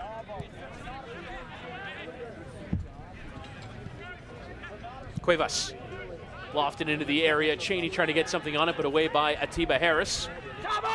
You just see Cheney pulls onto that, onto Harris. He just maybe fancies himself with that little angle ball. And we will have a change here. It will be Agustin Cazares in for Juan Pablo Caffa. So the Argentinian's night is over. You mentioned just a bit of frustration from his standpoint this evening. Yeah, I felt it, you know, it just seemed like it wasn't going quite well for him.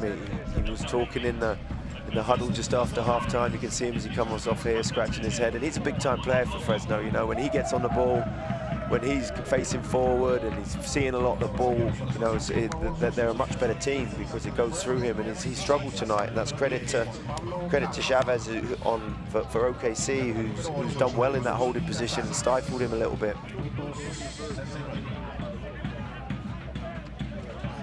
So it is Cazares who comes on.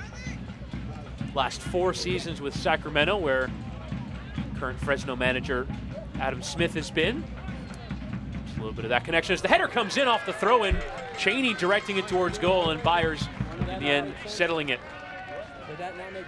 Bit of danger in that though from Christian Cheney. That's what he has, Cheney, isn't he? He comes alive in that box. He's physical, he's powerful, he can get on things. You know, he's got good movement, good clever movement in there, and you can see there just trying to get on the end of that. Rasmussen. You can see just his natural movement from Barrera coming inside, and it's Daly who's having to go out on the outside, and he's just not comfortable out there, the centre-back. You know, he's done a great job defensively, but normally, as you mentioned, when you've got Ellis Hayden flying up that right-hand side, it allows Barrera to get on the ball. Love that movement there. Johnson with a first-time ball over the top in the path of Cheney, but low read there by Drew Becky to nod it back towards Byers.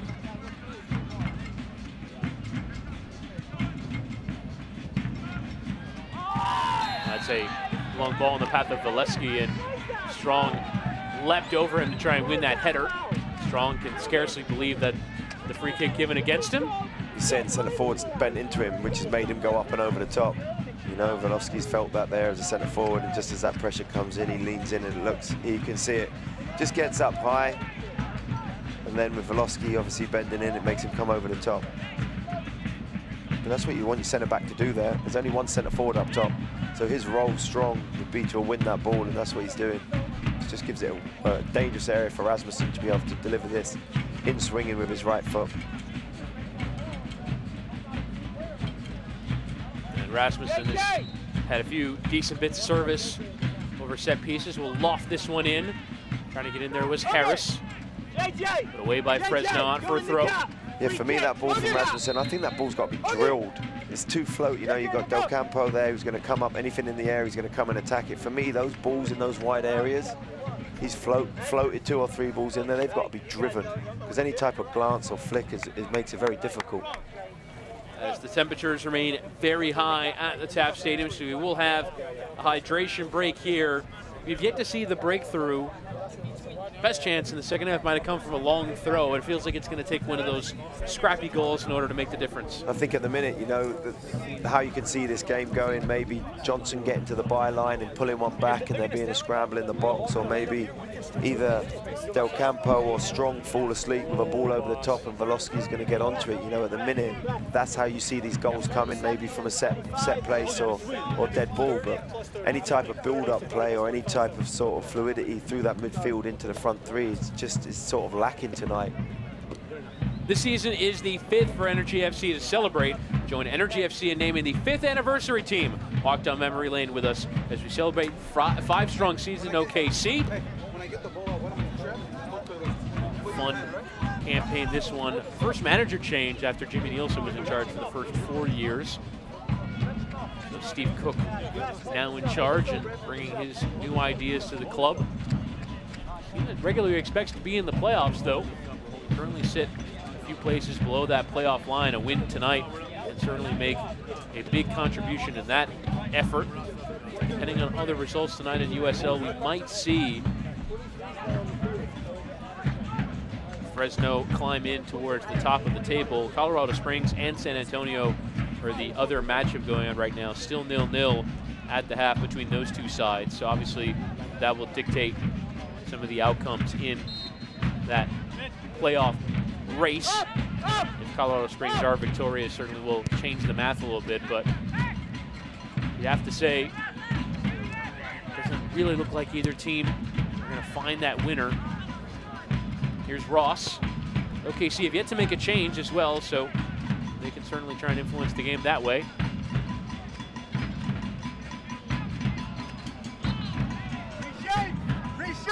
Here's Highland.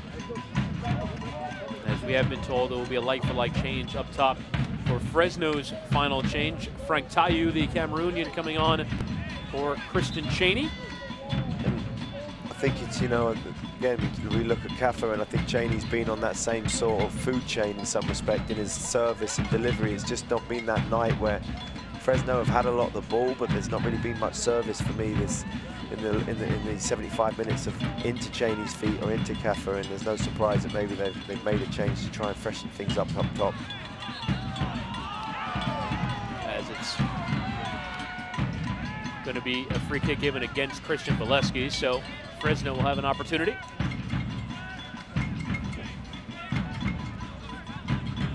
Available to Steve Cook to make the change. John Brown, the Welshman, Khalif Al-Hassan, Jaime Sia, Miguel Gonzalez. On the bench tonight for OKC, we've not really seen too much activity on their bench. It does seem like they are going to try and go on and win or lose this game with the players out on the pitch at the moment.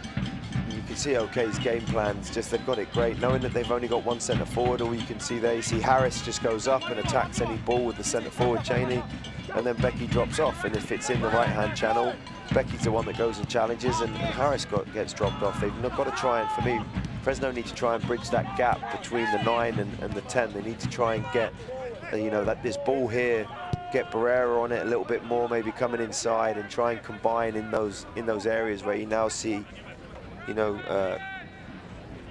Caravas. Ribeiro.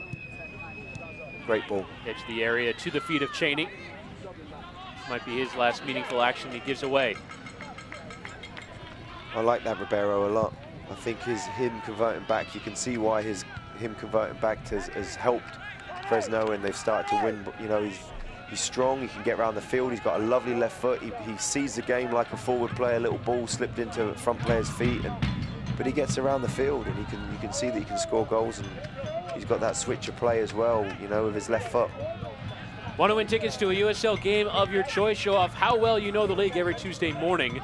And the USLsoccer.com Pick'em contest to have a chance to be a winner. As OKC giveaway. Barrera coming inside again, strong going on that outside, but again, he's not getting further enough up the field for me. Highland's fine there. Highland's just sat in his position, and it keeps that whole block of 4 defenders for OKC in their slots. As it's knotted down for Camden Fewo, poked in the path of Jamal Johnson, who can play the cross in, driven low across that box.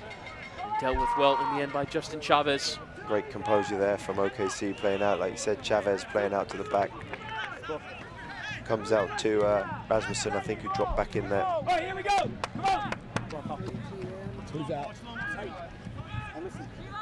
You know, you look at both midfields, that's Rasmussen there dropping into that right back slot. You see Barrera on the other side. Both midfields, they move, they rotate, so there's a lot of space in there, but they're just not trying to, neither team's finding that spare man.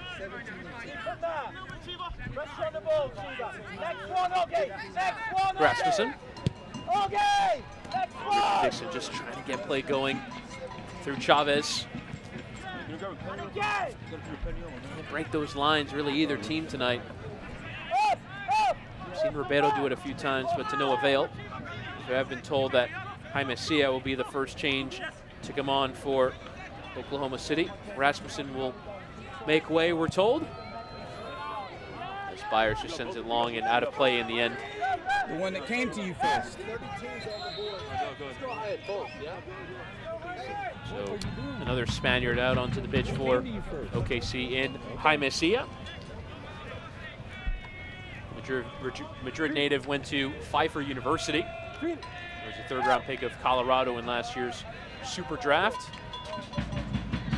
Now with Oklahoma City, as here you see a little bit of a change in the final substitution for Fresno. It's not Frantayu, it's Noah Verhoeven.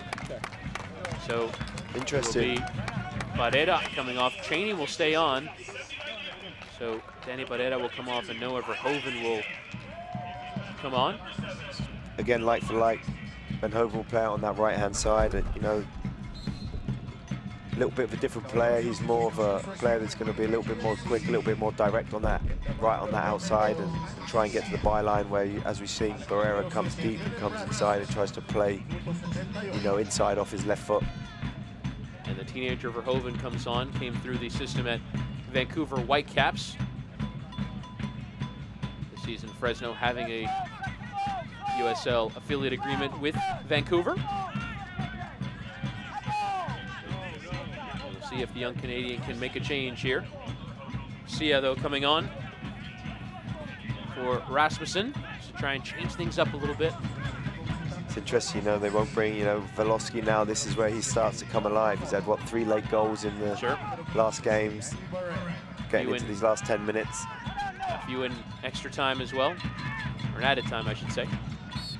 As Ross does give away a free kick there, and frustration abound. And I think Ribeiro can barely believe that they're arguing that vociferously. At his foot clipped and free kick taken quickly. Camden Febo towards the area, might settle for Cheney.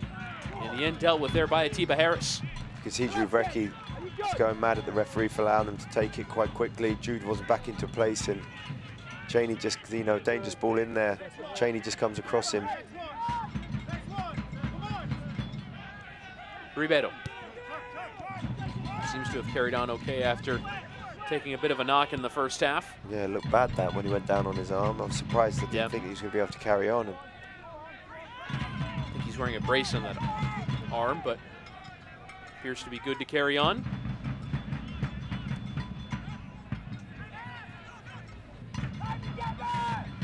Header comes in from Sam Strong. Want to get the key talking points from across USL every week? Tune in to The Hat Trick with Kelsey Steele on Monday evenings on the USL's Instagram account to stay in the know on what's going on around the league.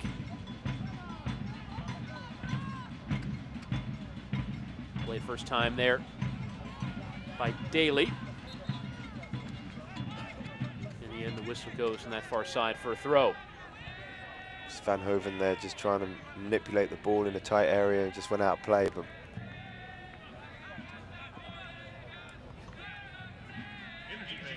Chavez flicking on. Johnson. Ribeiro trying to play that ball between the lines and just about does so. Here's Johnson. Cesares. And the substitute Verhoeven. As it's lofted into the area towards Cheney, who takes it down. And Highland sweeping clear. Now Valesky. Too much loft in that ball, and Cesares goes crashing into him. Eventually the referee does give the free kick. Nearly 82 minutes gone. No goals and not that many more chances. It's been very much a game that's been built up and played in that defensive to middle third, and not much coming into that final third. Turn up. Ross. Pressure on the ball. Pressure on the ball, okay. Force them back. Good. One of you, not both. Now we're playing. Given away there, Ribeiro. Sliding challenge in though from Atiba Harris. Well won. Great timing there from the tackle there from the centre back. Lovely touch there from Justin Chavez, who can charge on. Charging in there as the ball is played into the path of Sia, but Ray Nisha read it well and came out to grab. really see his pace there, a little ball in behind. Great step, like you said, from Chavez, who steps in and the game opens up for him. And first really time that we've seen that break and someone really penetrating forward off the runner on a dribble. It was well read there by Dixon, but out for a throw. John Brown being prepared to come on. The Welshman.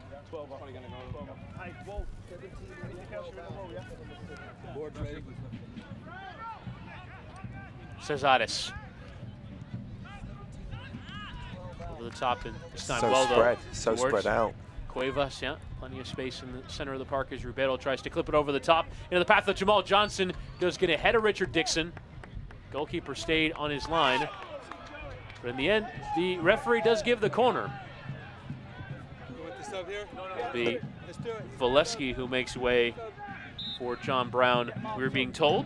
And that's the problem. If there's no pressure on the ball, like there wasn't there, then it allows time for Ribeiro to get his head up, and then there's space in behind, and he's got the quality to be able to deliver that ball over the top. Always a bit dangerous to make a change before a corner, but John Brown will come on for Christian Valesky, whose night is done. No late dramatics for him. It's been difficult, not difficult even in the way that he's played. I think he's done well with what he's had, but it's been a frustrating night for him. He's up there on his own, and it's, not much ball's been played into his feet, but he works hard. He's such an important role, Valesky, for the team in the way that he presses from the front, and he allows teams he can get in behind. He's got that pace to get in behind, and he's such a willing worker for the group. So it will be a corner for Cuevas to swing in, and Ross just lets it go out of play for a goal kick.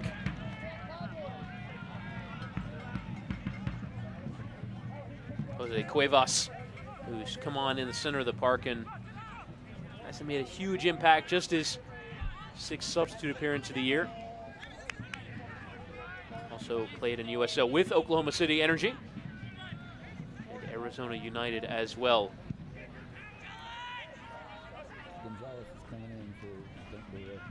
Let's go!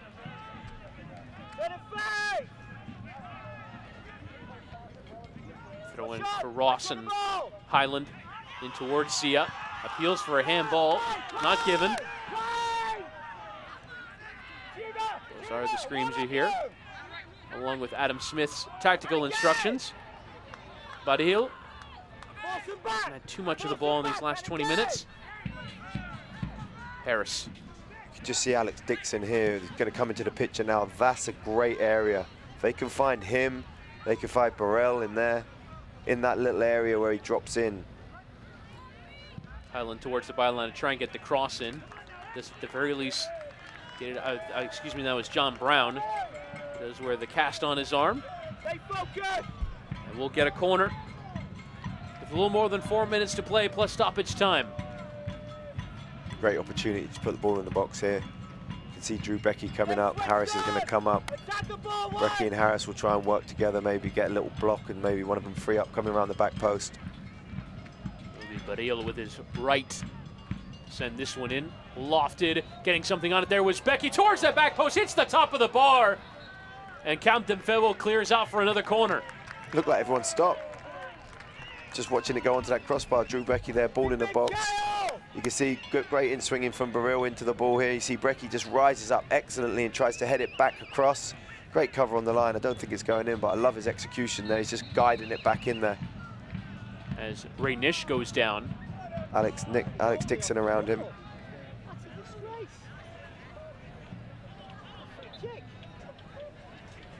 As it's the left knee that he's grabbing at. See, Alex Dixon doesn't look too...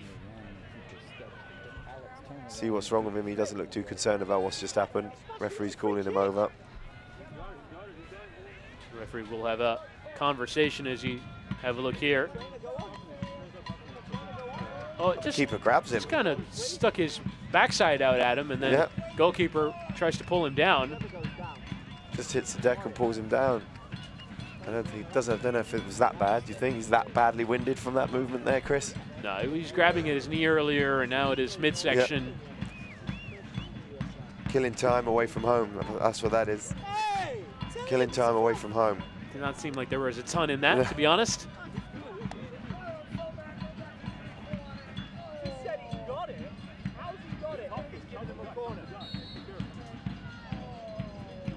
It's Badil who will swing it in again towards that 6-yard area. Sia rising, but Ribeiro away. As Highland will strike from a long way out in the end. Never quite threatening the goal of Kyle Rainish. As we have received word that San Antonio has taken the lead by a 1-0 over Colorado Springs. It's a big result, as we mentioned before. Big result. San Antonio would be on 28.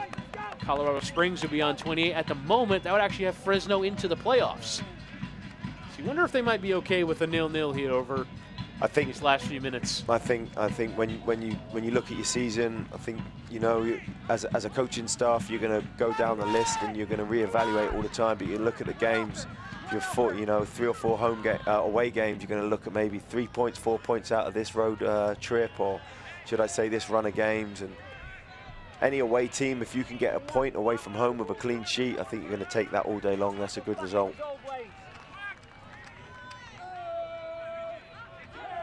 As we will have a second ball out onto the pitch. He forces us to stop play for a moment.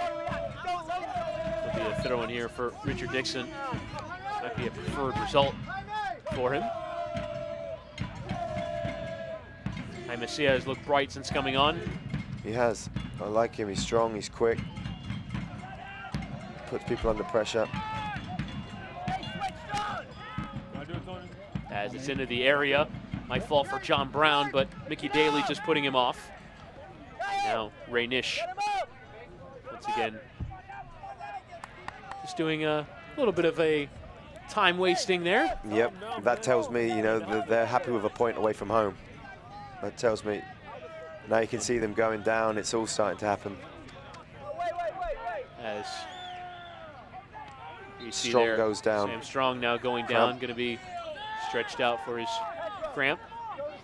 You can see there Burrell's getting involved, getting a little bit chippy, just all these little time-wasting things of killing the game.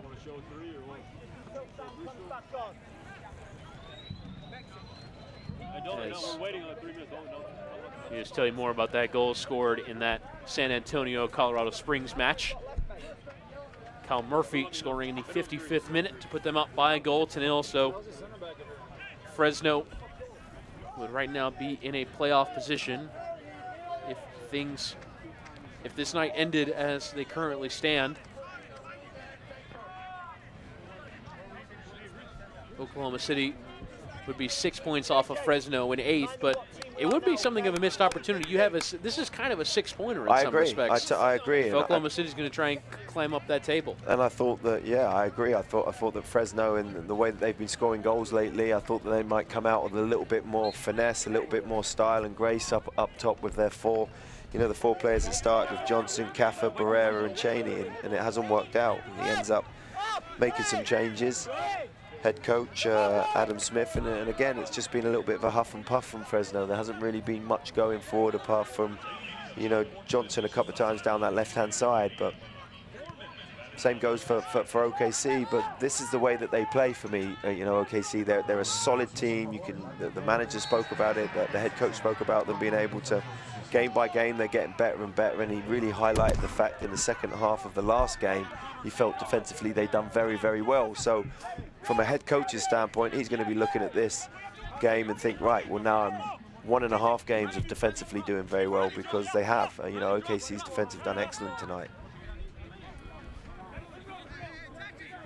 As Byers waves his men forward.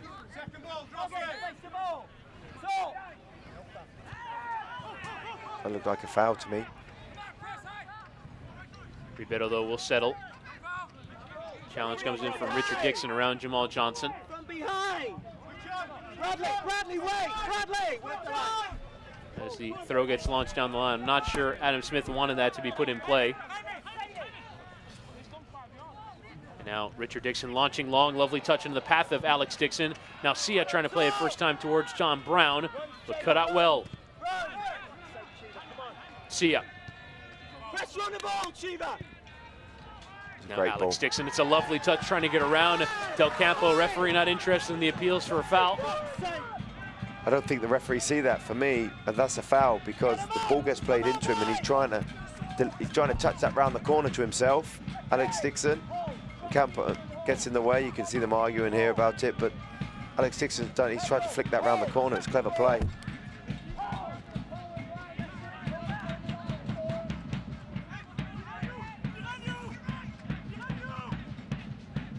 As Harris sends long over the top and dealt with where there by Daly for Raynish. Okay, so you're going to have to put the goalkeeper under a bit of pressure just to get him to play on. See Del Campo asking there, the referee, what's the time? They've obviously come in with a game plan, and their game plan was to execute it and get something out of this in the second half as the game's gone on. They're quite happy with the point away from home, and so they should be. Cuevas. There'll be one last twist in the tail in favor of Fresno, not quite. Can Byers get something started? Dixon will take it on the bounce around Camden Febo, cuts it back.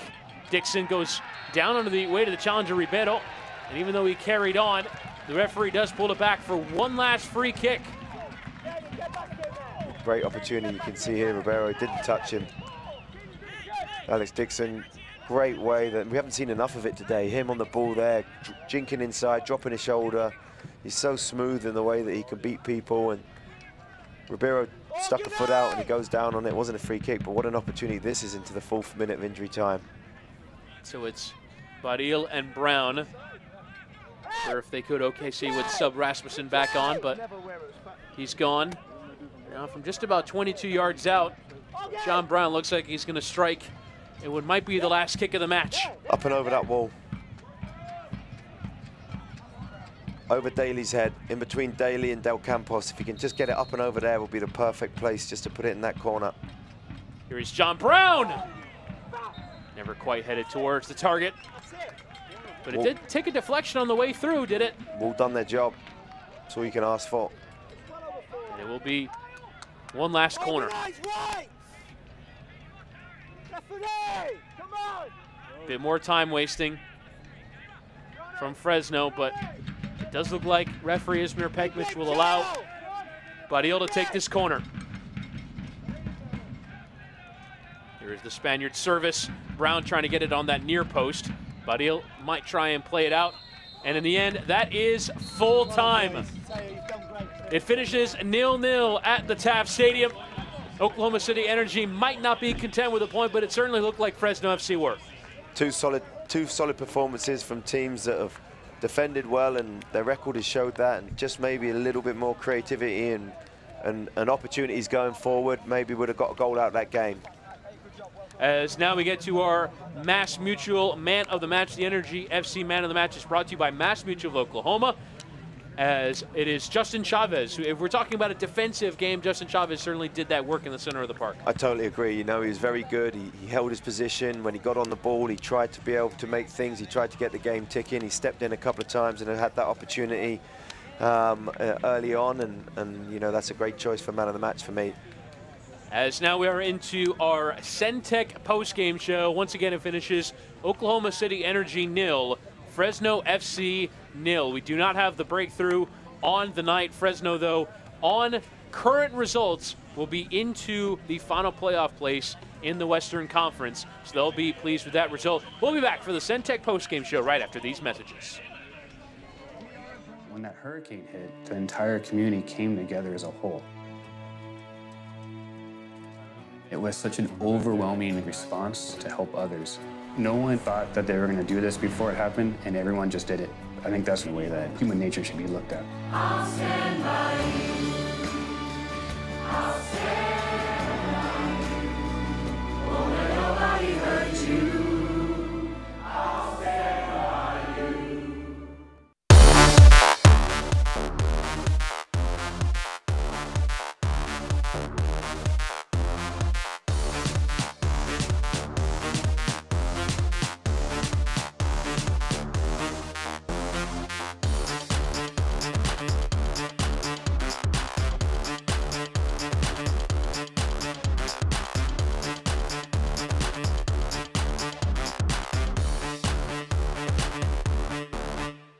A well's output is only as strong as landing the production stream.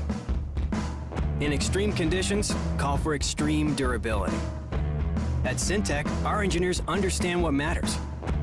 That's why we craft centralizers differently than anyone else in the industry. Laser cut from a single piece of special steel alloy. There's only one centralizer this strong.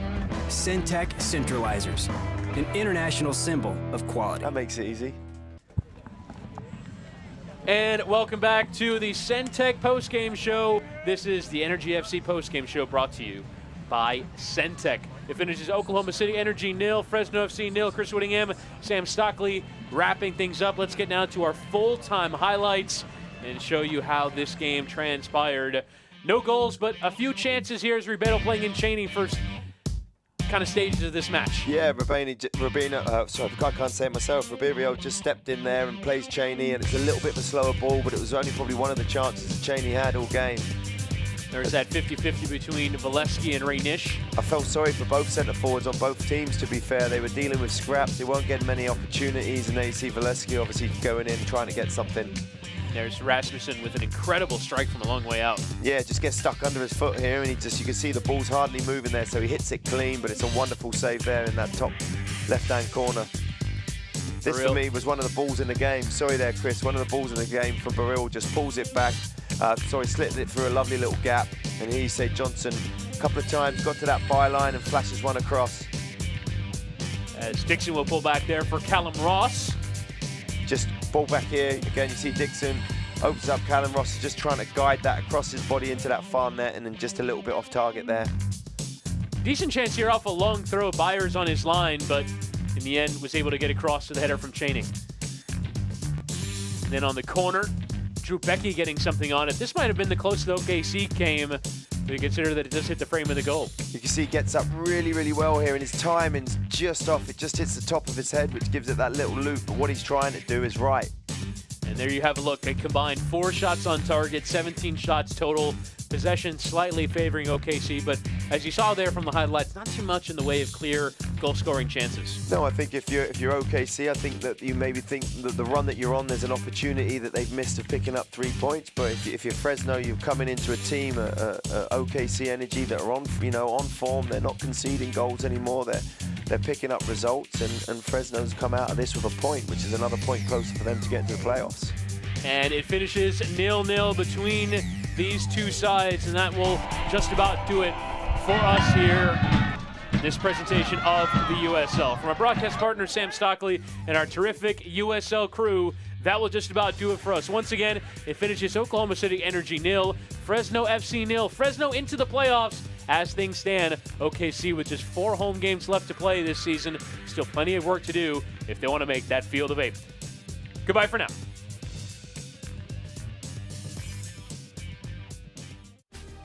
This copyrighted telecast of the United Soccer League may not be retransmitted, rebroadcast, or reproduced without the express written consent of the United Soccer League.